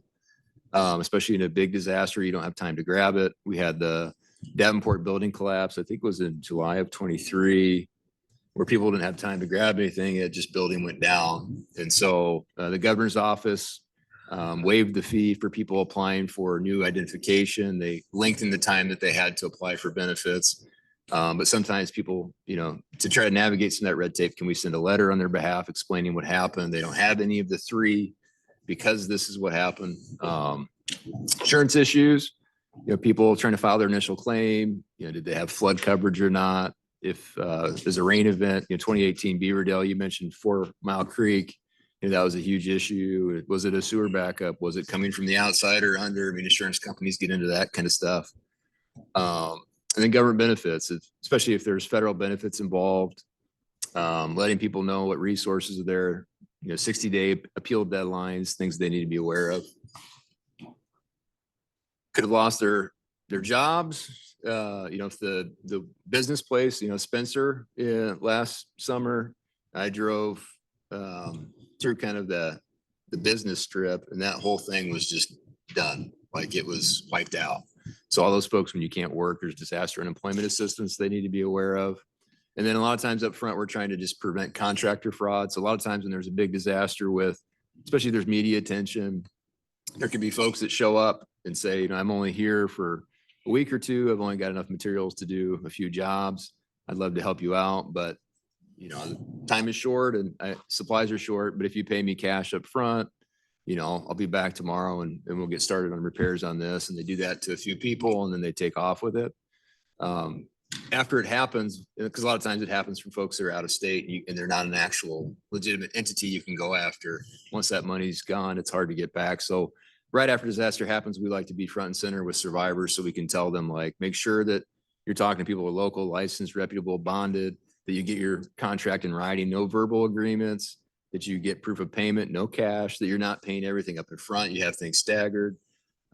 Just preventative advice is what we're trying to give at the onset. As we go down the line, this could be 6 weeks to 6 months. You start seeing FEMA appeal issues. If FEMA's involved, we'll see what that world looks like going forward. But FEMA, a lot of people think FEMA is going to be involved if there's a disaster. And we always try to educate people. It's very rare for FEMA to be involved. It's got to be a very big event. We had that messaging, and then we had 3 FEMA events in 2024. So it is kind of involved a lot. But that's where, FEMA can be very beneficial as far as the financial resources that come in. Because if you didn't have insurance on a house, there's nothing there to pay you. The state has a very helpful, a lot of states don't have disaster benefit programs like that are available. Iowa has a program that you can apply for. Is typically if there's a decent sized disaster activated. A lot of states don't have it, but it's a smaller amount compared to, FEMA can give 40,000 plus, which still a lot of times if there's no insurance, that doesn't make things whole. It doesn't get you to where you're going to be, but it can be beneficial there. And then landlord tenant issues. Did they return the deposit? Did they make repairs they're supposed to make? Are they price gouging? A lot of times, especially in rural areas where there's a housing shortage, affordability housing shortage in general anyway, they look opportunities, disaster to try to get people out that they don't want to have lived there and or to try to get more rent because the supply and demand is higher than it used to be. So I don't want to charge you 500 anymore. I want to charge you 1,000. And I've got people that are willing to pay it. So they look for ways to try to get people out. Then we'll just skip to long-term issues. So this is where we are. I mean, how long these legal issues go. I mean, just to give you an example, a contractor issue. So somebody you hired to help you fix your property. If you didn't have anything in writing, which is a terrible idea, don't do that. Contract limitations statute of limitations is 5 years. But if you did do the right thing and get your contract in writing, if either of you breach that, the time you have to bring a lawsuit on that is 10 years. So we talk about, we're still doing work with derecho 2020 survivors. That was a long time ago, but you have these contractors that, maybe they didn't do work at all, or maybe they started and didn't finish, or maybe they finished, but they didn't do a good job. And our clients can't afford to hire somebody else to fix it. Or maybe the price has increased, they talk about supply chain shortages, inflation, maybe a $20,000 job turned into 30,000 and our client couldn't pay the extra 10. Well, then, our client owes that. They might face lawsuits that way. Sometimes the contractors don't pay the subcontractors. Our clients don't have any control over that, but still causes issues for the client. And these judgment liens for repair issues can actually put your house at risk. There's also, I'll just jump to the local government issues. A lot of times after disaster, the community comes together, everybody's in the same boat, everybody's patient. But using the derecho 2020 as an example, at some point, if you still haven't cleaned up your property, you haven't brought up the code, you've got issues there, that patience is going to wear out. The city's going to have to do something, move on it. So that could bring the nuisance issue in where they say, hey, this property is a nuisance. If you don't take care of it, they'll take care of it and they'll bill you for it. If you can't afford to pay it, they assess it against your property taxes. You can't pay the property taxes, there goes to a property tax sale. Then you lose your home 2 years later when the tax deed goes. That whole process from start to finish. I mean, we're talking again, we're 5 to 10 years down the road. So these things just go on and on and on. So if you have anybody that's dealing with anything related to old storms, new storms, again, we've got teams to deal with that. I mentioned this Derecho 2020 project goes through at least December. Possible we'll get an extension to keep rolling with that. But even if it's related to something else, we've got a disaster legal services hotline that's staffed by folks that are well-versed in disaster legal issues. So if it's a disaster issue, I wouldn't have folks call our general intake line. I'd have them call this hotline because our disaster team can handle it. They know more about what we're doing with it. If it's a general Iowa legal aid issue, that first general intake number that I mentioned, or if you look at our website, iowalegalAid.org, the 1-800-532-1275 is the number to call. But again, we're wanting people to know about disasters. That's also, what's funding me being here to talk. But for you all, I know that in times of crisis that faith leaders are who folks turn to. And so I just wanted you to know that any of these crises, and especially if you've got folks that are just low income in general, they likely have legal problems that they're dealing with in some sort of fashion. So here's a resource to try to help. But any questions? Josh, you do plenty for the community, you do so much. Do you provide any undocumented services? No, and I'm glad you mentioned that. So we do receive federal funding, and this isn't, I want to offer this preface, this isn't a new condition on us. This has been a condition on us for a long time. With our receipt of our federal funding, there's certain things that we can't do. We can't do class action lawsuits. We can't represent folks who are undocumented. There's an exception if there's Violence Against Women Act exception to where if they're a survivor of domestic violence and the representation is related to that violence. For example, representing somebody in a protective order, that might be a condition, but otherwise we can't do immigration, we can't do criminal, we can't do class action. I can't call my legislator and say, I want you to do this. There's only certain things that we can do or not do. Do you identify any legislation or laws that if they were addressed might help do what you are working on? Do you know what I'm asking? Either tenant landlord or any legislation, and can you even work on that? Again, we have some restrictions there. I mean, I will say that almost every legal issue that we deal with is financial related. If the person had, and there's exceptions to this, but person had finances, they wouldn't be evicted for non-payment of rent. If the domestic violence survivor had independent financial means to be able to make the break, they'd be more likely to make the break. Obviously, if you have financial means, for paying your bills and avoiding some of the consumer issues, you're going to avoid those issues. So, I mean, anything that increases financial resources to folks is, that's a hard time for me is a lot of times I'm talking to somebody and I can try to resolve that legal issue, but a lot of times what they actually need is financial resource. And that goes for everything. We talked about what do disaster survivors need? They need somebody, they need money to fix their roof. They need money to clean up their mobile home. So, I mean, sure, there's all kinds of other things that could help, help tenants more or have more protections in place and things, but, specifically just anything that would increase resources financially for folks would be helpful.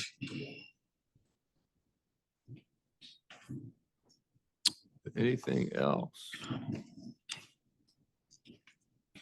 All right, we're going to take a 7-minute break. I'll be around if anybody has any questions, thoughts. We do have some swaggy stuff in the back and resources, our general booklet and some flyers and things. And then we'll kick it back off at 3:30 with the American Red Cross.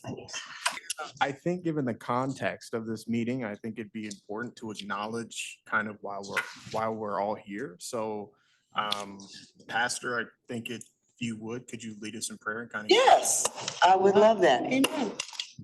Father, in the name of Jesus, we come together today, concerned about those we served and the world and the communities around us. We thank you, oh God, for the presentations that have been presented, for the knowledge that has been shared and revealed. And God, we just ask that you continue to bless each and every one of us, the work of our hands, what you've called us to do, the assignments you have given us, that we are better equipped and prepared to serve your people in moments and seasons of disasters. We thank you for this event and we thank you for this time. In Jesus' name we pray. Amen. Thank you. Show of hands, who thinks that reducing human suffering is important? Reducing? Did you say reducing? Yeah, reducing. Yes. I thought you said producing at first, so I was a little worried.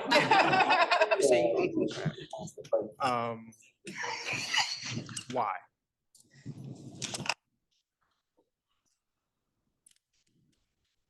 Because it's the right thing to do. Yeah. You don't want to see people suffering unnecessarily if there's help. God's designed for all people to thrive. Yeah. Yes. So what I want to do is take 5 minutes and I want to split the group into two. And I want you guys to work together as a community to curate a message on why it's important to reduce human suffering, because we're all in agreement that it is. So we can probably split this side of the room this way and split this side of the room over here. But I want everybody to come together, take 5 minutes and work on including everybody's messaging and kind of curate a message as a group and share it. And then we'll go from there. So I'll give you guys 5 minutes. All right. Okay, so what did we come up with? Start with this group here. Okay. So hopefully, chip in if I miss anything, and my handwriting's bad, but as far as why is it important to try to end suffering, or Jesus healed people, and we're basically called to do as he did. We're supposed to care for those who are suffering. It brings us together. It's kind of why we exist in community, to when someone's struggling, to support and uplift. And at some point, we're all gonna need that same support. We're all gonna be struggling at some point. And hopefully there's somebody there to support us and uplift us. Love thy neighbor. We're all God's children is kind of the theme of our group. Ditto, ditto, ditto. No. Ditto. Diddly do. One day it could be us. Do unto others. Society is much more productive when we're not suffering. Helping others helps you. The great command, love God, love people. Better or stronger together, or in this together. And knowing we all have a job to do, or we are the village, we're God's good design, or to be good Samaritans. Well, the reason I did that is because I wanted to accomplish 3 things, which we did. 1, we acknowledge that reducing human suffering is something that we all want to work towards. 2, we came together as a community, mini pods, and then 3rd, we described why it was so important to reduce it. So could we go to the next? Don't look now, but you guys are all red crossers because that's our mission, right? And so all the things that you guys just discussed are, I guess, indicative of a group of people who support our mission. I guess my intention today is to get everyone involved to be an active participant in the mission. And from those brief conversations you guys had, you guys are already a step closer. So I guess my background, very high level, I worked with only vulnerable populations. So I worked in Alaska as a substance abuse counselor. I worked with kiddos with autism at a healthcare center. I work with individuals with intellectual disabilities, helping them become or gain the skills to live independently. And now I'm at the Red Cross. So there's never really been a stint in my career where I haven't worked with a vulnerable population, and now I have the opportunity to prepare communities for disaster, and it's absolutely amazing. So I'm a part of the Northern and Central Iowa chapter. There's 36 counties in my chapter. I think the population is close to 1 million. Is that right, Rob? Sure. But I'm tasked with, ensuring that everybody is well prepared and taken care of. And so I think how we can involve faith-based communities in our movement, the easiest way to do it is by sheltering. I think that's just the basis of what we can build the foundation off of. And a real world example of what we did was right here in Polk County. And so we had a situation where we had to evacuate 80 people. 20 people didn't have anywhere to go. And so we took care of those 20 people for 5 days. Originally, we thought it was going to be 24 hours, but that turned into something else. But we were well prepared. We were able to get those people cots. We were able to get those people food. We were able to get them showered, all with help of other partners and also Polk County Emergency Management. And of course, our volunteers who mobilized at a record rate. So we're extremely proud of that and the work that we do there. But that can be replicated in all of my counties, and it can be replicated in your faith-based communities as well. Another example is our national Sound the Alarm campaign, where we went into the King Irving neighborhood and we installed over 1,000 smoke alarms and educated over 1,000 families on how to prepare their homes. Some of the houses that we went into didn't even have smoke alarms in them. One of my volunteers told me that there was a daycare that a woman owned and her house was right next to it. The daycare had one smoke alarm. I don't know how it passed code. And then her house had 0 smoke alarms. But we were able to get them situated and move forward. But that's extremely important for us because when fire departments go out to calls, if you don't have any smoke alarms, that usually leads to fatalities and all that kind of stuff. And we have the means to support those processes as well. But we want to empower communities to be prepared before that event happens. And so, that's what I'm working on. That's what I do. Sheltering is a big piece. Like I said, right now we have a sheltering project going on in our more rural counties up north. We've mobilized close to 30 volunteers that are going to go out and do on-site shelter surveys. We've reached out to more rural emergency managers, getting them kind of aligned with what our processes are. And we're going to have an event where all those counties get taken care of and they're put in our system and they're prepared for disaster on the same day. That'll be December 1st. And that's going to be replicated down here too. And, District 1, our Polk counties, our Story counties, our Boones. But it's just a matter of finding those communities that want to be involved and be a part of the mission. So I guess, what are your guys' thoughts on that? Does it touch you? What are your immediate reactions? And supporting the mission and potentially being a part of the mission.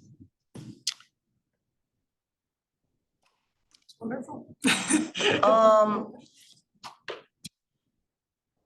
Support the mission. I don't need a mic. Support the mission. I think the challenge for me is, as the church, when our people are in a crisis or needing an emergency mobilized, you just get up and you do. You become Red Cross. Mm-hmm. Because sometimes it's in the midnight hour. And because they don't let you know things ahead of time. I've been pastoring for 27 years, and I will honestly tell you, I've never utilized American Red Cross. The church usually pulls together their resources to help the people in the congregation. But I'm for the mission. If a situation arises that it may be more of a long-term care situation that Red Cross can handle better than the local church. We even had a family one time that moved down here that we were taking care of, put them in a hotel on Merle Hay Road. We thought it was going to be 2 days. It ended up being 12 days. But in that time, because we had already started working with her, there was no other resource available to take her.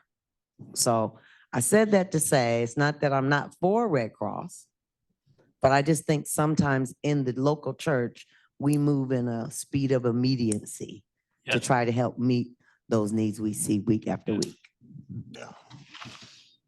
And so what I'll say to that is, can we end the 27-year streak today? We possibly can. Okay. I'm not opposed to it, but I'm just, sometimes that's just how the church functions. Yeah. Oh, sorry, go ahead. Could you explain just a little bit what you mean by sheltering? Are we talking about like right after a disaster? Are we talking about domestic violence, chronic homelessness? That's a rich question. The sheltering would be in disaster. So the sheltering situation we had in West Des Moines, there was a power outage in the building or something functionally wrong with it and people were displaced. But it could be a fire, it could be a tornado, it could be a flood, it could be a car running into a house. If people are displaced to a certain capacity, we're going to open up a shelter. If there aren't enough people to open up a shelter, we're going to send out volunteers and provide them with immediate assistance. Now, that's called DAT, Disaster Action Team. So for example, say there was a home fire and there was a family that was impacted. We would send out volunteers, they would do their intake, they would get their information.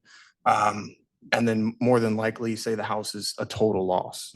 We'd be able to provide them with immediate financial assistance, to which they'd be able to use for whatever they wanted. It could be a hotel room, it could be food, it could be a plane ticket. I know Rob and I, when I very first started, went out to a DAT call in Marshalltown, Iowa. There's a family that lost 2 of their kiddos.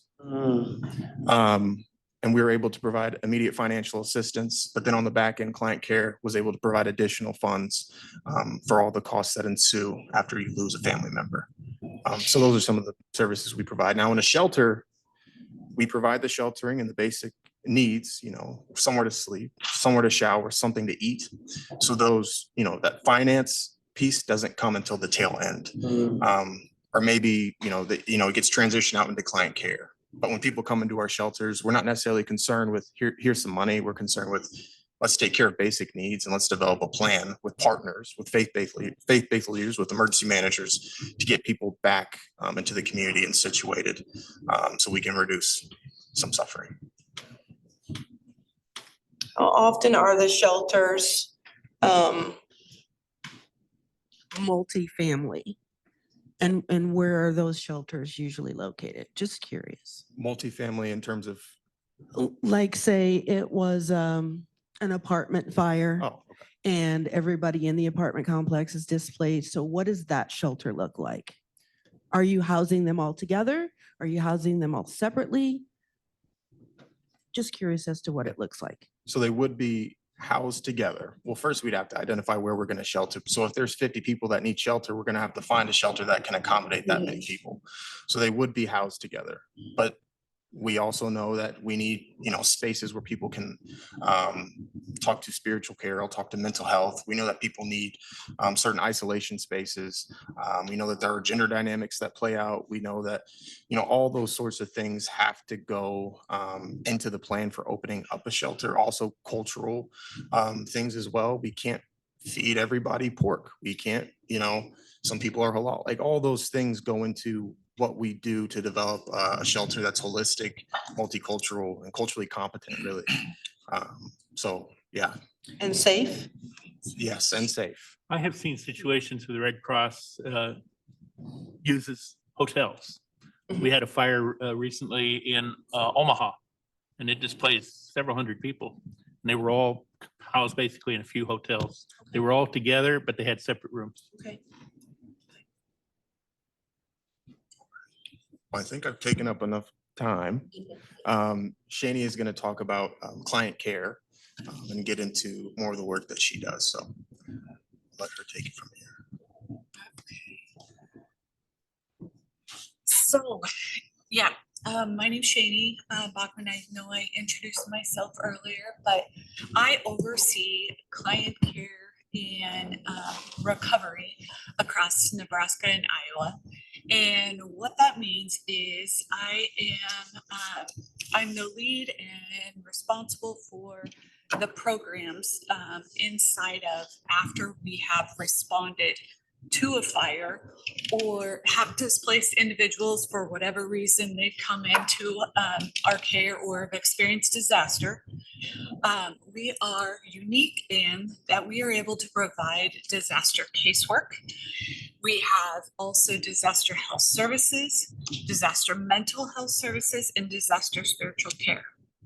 And those 3 listed on the screen, health services, mental health, and disaster spiritual care, are individuals that are licensed and certified in their areas or their programs professionally.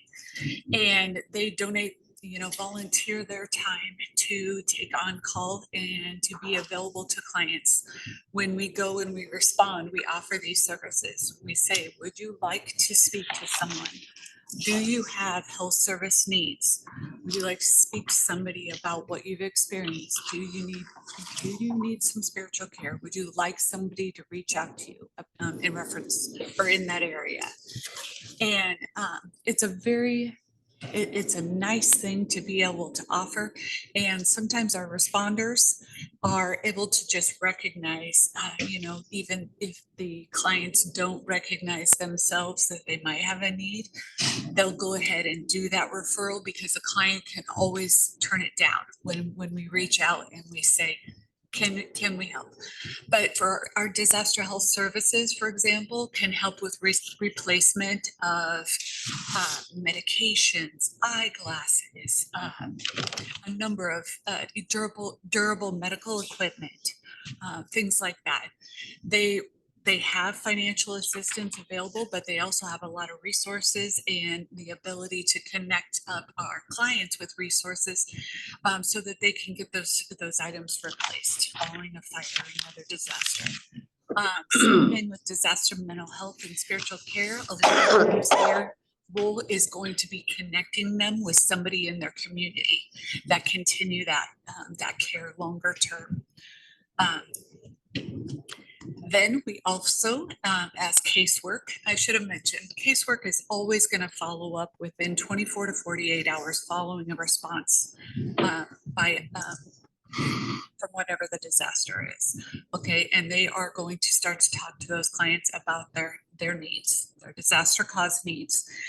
The very most important thing that we address first and foremost, always health, hunger, and housing.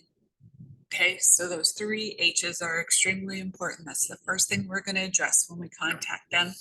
We're going to make sure that if they have not been contacted and would like to be contacted by one of the other internal resources, mental health, spiritual care, and health services, that we get them connected up with them. And then we also have the resources listed on there on the slide that we can direct them to findhelp.org. We can talk to them about 211. Certainly other nonprofits and faith-based organizations that we know that provide services to individuals that have been impacted by disaster. So it is really important in these types of situations where we come together and we put faces with names so that we understand who can we call. For example, I learned today from Greg, as he was talking about how different faith-based organizations have different areas of specialty. That is something I did not realize. So, that's great for me to know so that I could pass that information along to my caseworkers. And, some of those things, sometimes we have, floodings, for example, and somebody has their basement is filled with muck and they need a good old fashioned muck out. They need somebody to get in there and help them clear out their basement to Call crisis cleanup. Yeah, we need to know, the different resources available to them. And that's what we try to connect them up with. So for the most part, a lot of times the reason the American Red Cross is going to come into individuals' lives because we're going to, or the connection, the reason we're going to come into their lives is because they have had a disaster. And we try to attempt to really hone in on those disaster caused needs, but we want to provide them as much as we possibly can while we have them in our care and give them all the resources and referrals that we can. And so, as you know, the community in which they live in is going to be the best resource, generally for their recovery. And as a community comes together, that's the better chances of success for that individual or that community to recover from disaster. So I think the next slide might be Greg, and you didn't want me to bring it up yet. Oh, that's fine. You can leave it there. That's okay? Okay. All right. So we are going to, because of our wonderful audience, we're going to speak to our audience about disaster care, disaster spiritual care. And Greg is, of course, going to lead us through that. Good afternoon. Are you still awake? I am the lead for Iowa, Nebraska Disaster Spiritual Care. And what I do specifically is work with my team to address spiritual care needs that arise in the course of Red Cross's daily work. Referrals come to us and we handle them most of the time by phone or by email. And it's important. Disaster spiritual care wasn't known to the Red Cross or wasn't practiced by the Red Cross until about 10 years ago.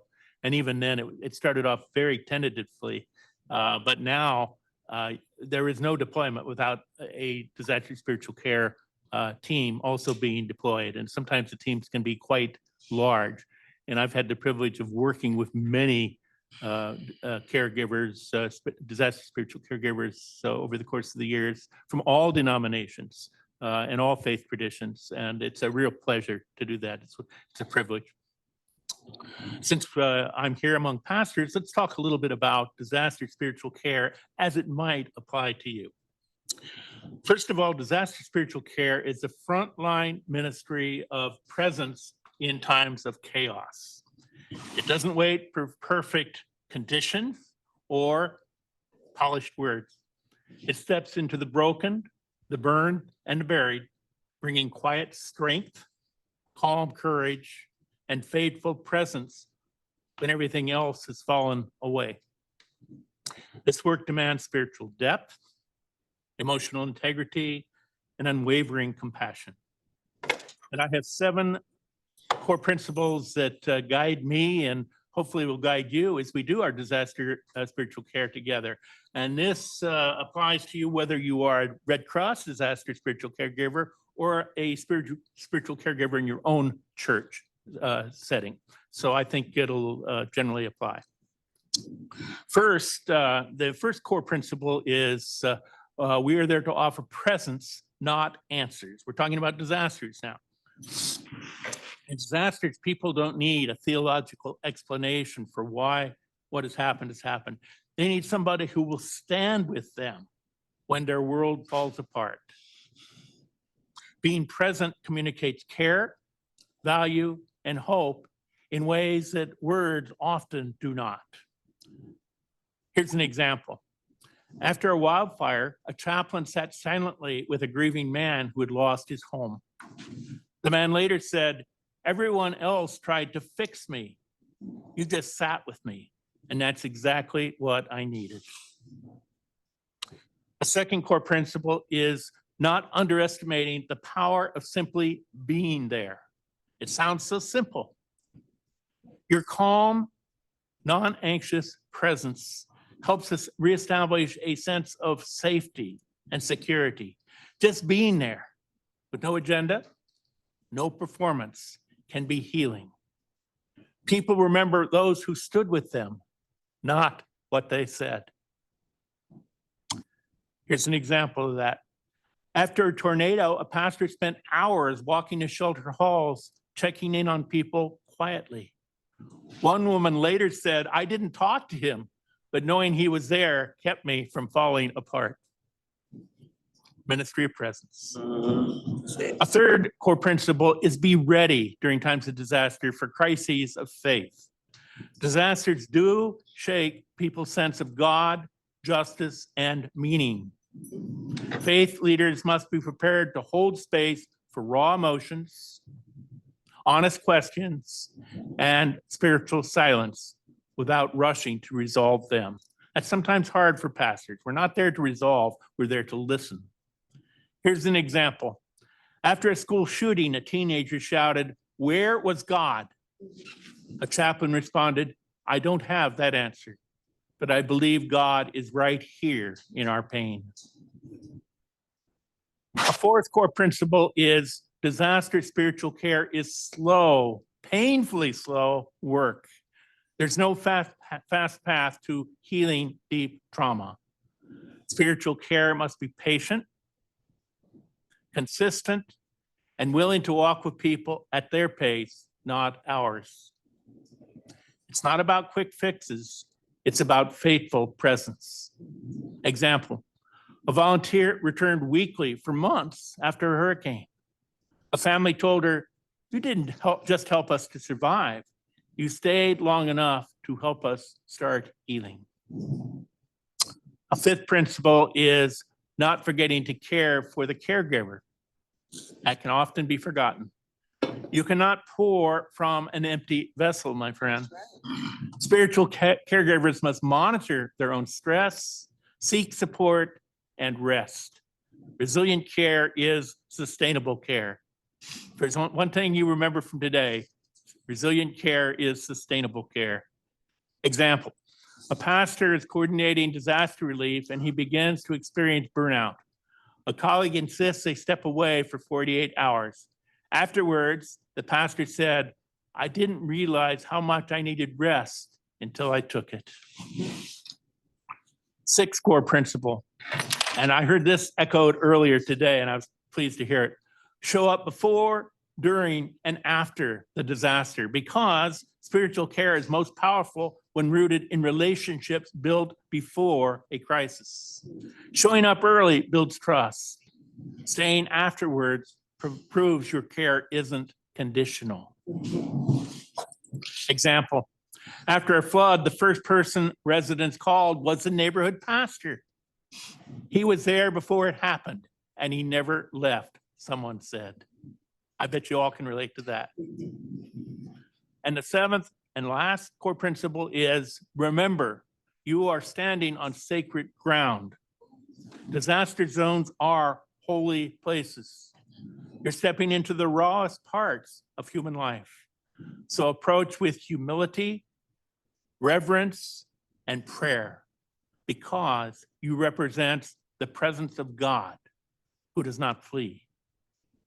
Example, at a mass casualty site, a chaplain removed her shoes before entering a makeshift memorial. This story is holy ground, she whispered. We tread gently here. In closing, I would like to say that spiritual care is not heroic work, but it is holy work. It does not demand perfection, but presence.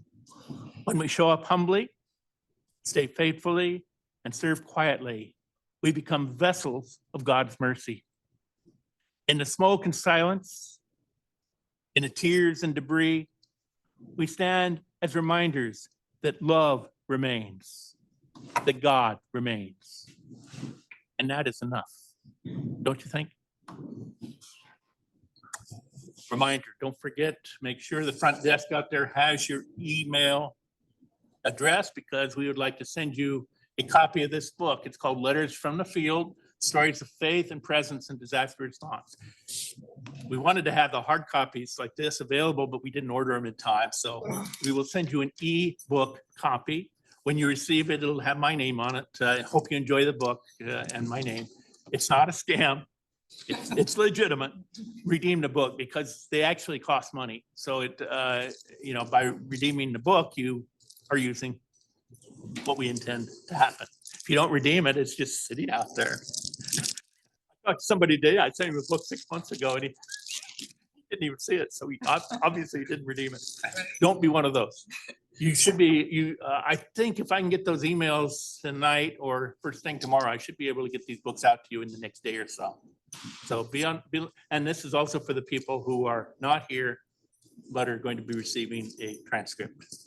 So thank you. And I think we have time for questions, don't we? Do we have time? We do, we absolutely do. So how do we reach? So how do we reach you? You can take my number down right now. I got it ready. 515-450-1425. And your name again was? Daisy and Wilson. And if you guys want to text me with name and congregation or name and organization. Okay. The same for Shani. If you want to contact me, do it through Shani because she has the directory for all of us. Shani, okay. Here's something that I didn't mention, but I think it's worth passing on. If any of you would like to do disaster spiritual care with the Red Cross, we would love to have you. You can do that in two different ways. You can either serve locally or you can serve nationally, your choice. And there's a little training involved. Most of you, I would assume, wouldn't need a lot of orientation because you're already doing the work. The only thing we ask is that you don't proselytize in the field because we're dealing with a population that's very sensitive, very vulnerable, and we don't want to be seen as arm twisters. Right. But we can certainly offer our ears and our heart. And I believe everybody has a soul. So I have no problem with it. Now, if somebody is a Christian, if they identify as a Christian, you can certainly pray in the name of Jesus. I do it a lot. But I always ask, what is your tradition? Sometimes people say, I don't have one. So we pray in the name of something that isn't theological, maybe. I've even prayed with Native Americans in their native tradition, tried doing it. And then pray for me, actually. That's what we did it. Work. I have a couple of questions. Does the Red Cross still provide psychological first aid training? Yes. Yes, we do. And also, do you provide a disaster training or crisis response training? Yes. So all of the above. All the above. A lot of Because training. I just looked on your website, they don't list everything, so. Yeah, talk to Shani about that. She's the specialist when it comes to knowing about that stuff. But just in spiritual care, it's endless. I want to clarify something. So we do psychological first aid. We have mental health counselors and all that. But you have an expert in critical incident stress management, Yes. which is, I think, what you were speaking to. She's right here. So you can speak to her. This lady right here. So that is not a core value or core mission of ours anymore. However, in this community, Diane can kind of set you up and have a conversation with you about that. Okay. We can do that.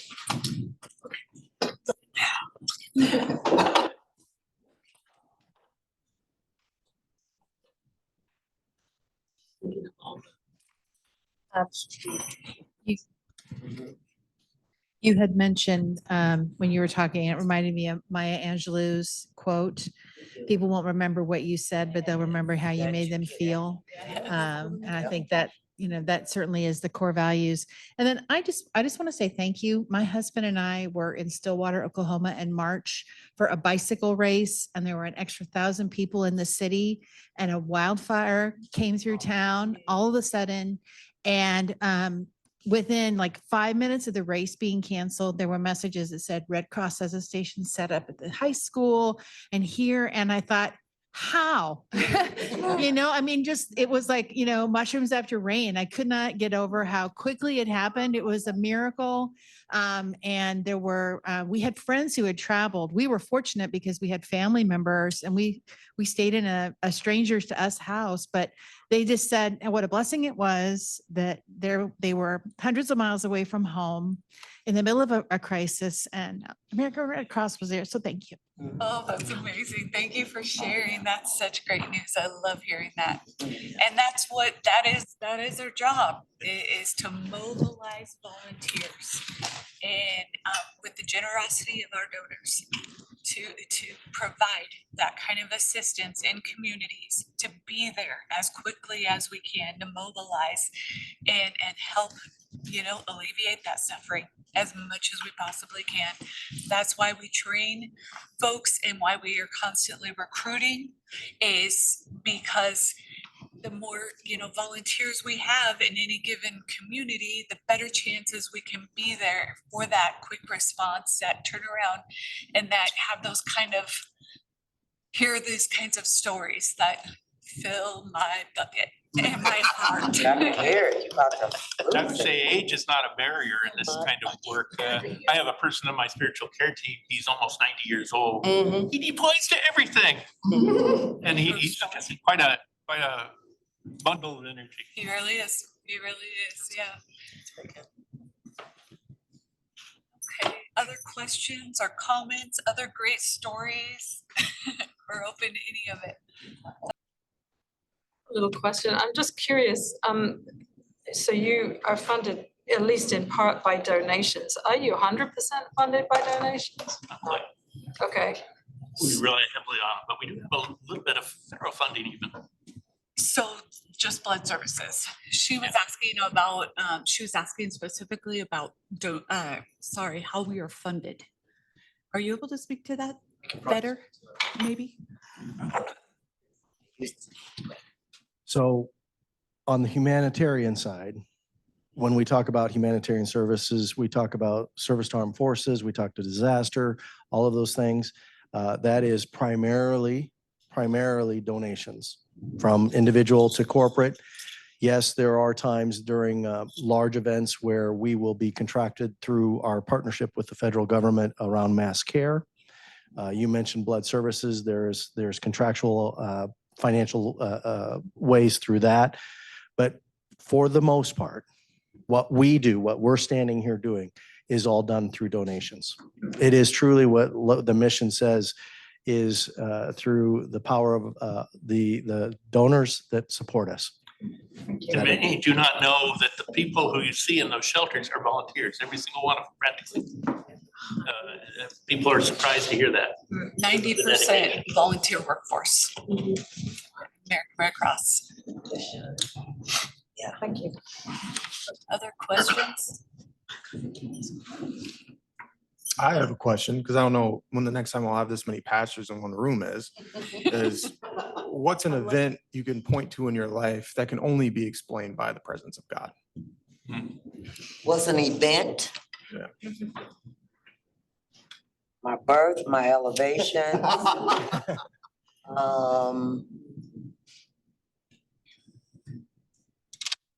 Yeah.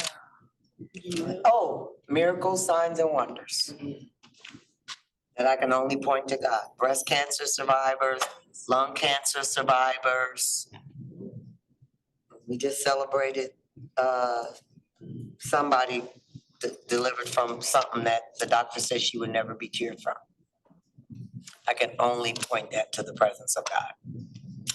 Great answers. So I don't know if I need that or not. Fresh one happened today. Running errands. I'm on a part of town. I decided I need to go to Menards to get a floaty for the bromide tablets in my hot tub. Driving down the road, I drive past a food pantry that my wife is volunteering at. As I go past, I'm going, oh my goodness, there's some kids we pick up on Wednesday nights at this apartment complex. And grandma was talking about, what am I going to do for food because of SNAP? So I pulled in the apartment complex. I went and knocked on her door. Her son said, hey, the dude from church is here. Right. She comes to the door and she goes, what's up? I said, well, I was just thinking about SNAP and how that impacts you. Have you been to the food pantry down the road? She was, oh my goodness. There's a lady in the other room that I was just talking to. And I just said, how in the world do I get to that food pantry? I have no way to go. Wow. She said, God just showed up. My God. Being a vessel. Love that. That's awesome. Jason asks the most amazing questions. I got He one does, too. very thought-provoking and inspiring answers. No. And I appreciate you sharing them. Do other people have anything they want to share? I see God's miracles in the most ordinary of things. I have trained myself since I've been retired 15 years. And part of that process is slowing down, paying attention and listening more, talking less, much less. And I'm noticing God's presence everywhere. It surrounds me. And much of it is absolutely miraculous. Other than the births that I had for two, I was able to be present at the births of two of my granddaughters. Yeah. Enough said. Amen. I can't wait to do that. Right. I've already had my babies, but to help my babies have babies. Yeah, I can't wait. Melissa won't let me. What a wonderful day. I'd like to thank you guys for putting this together, bringing us all together and recognizing what amazing things can come about from bringing these organizations together in the same room. And I think I just can't thank you enough. I think it's really been a good thing and very much appreciated. Ditto.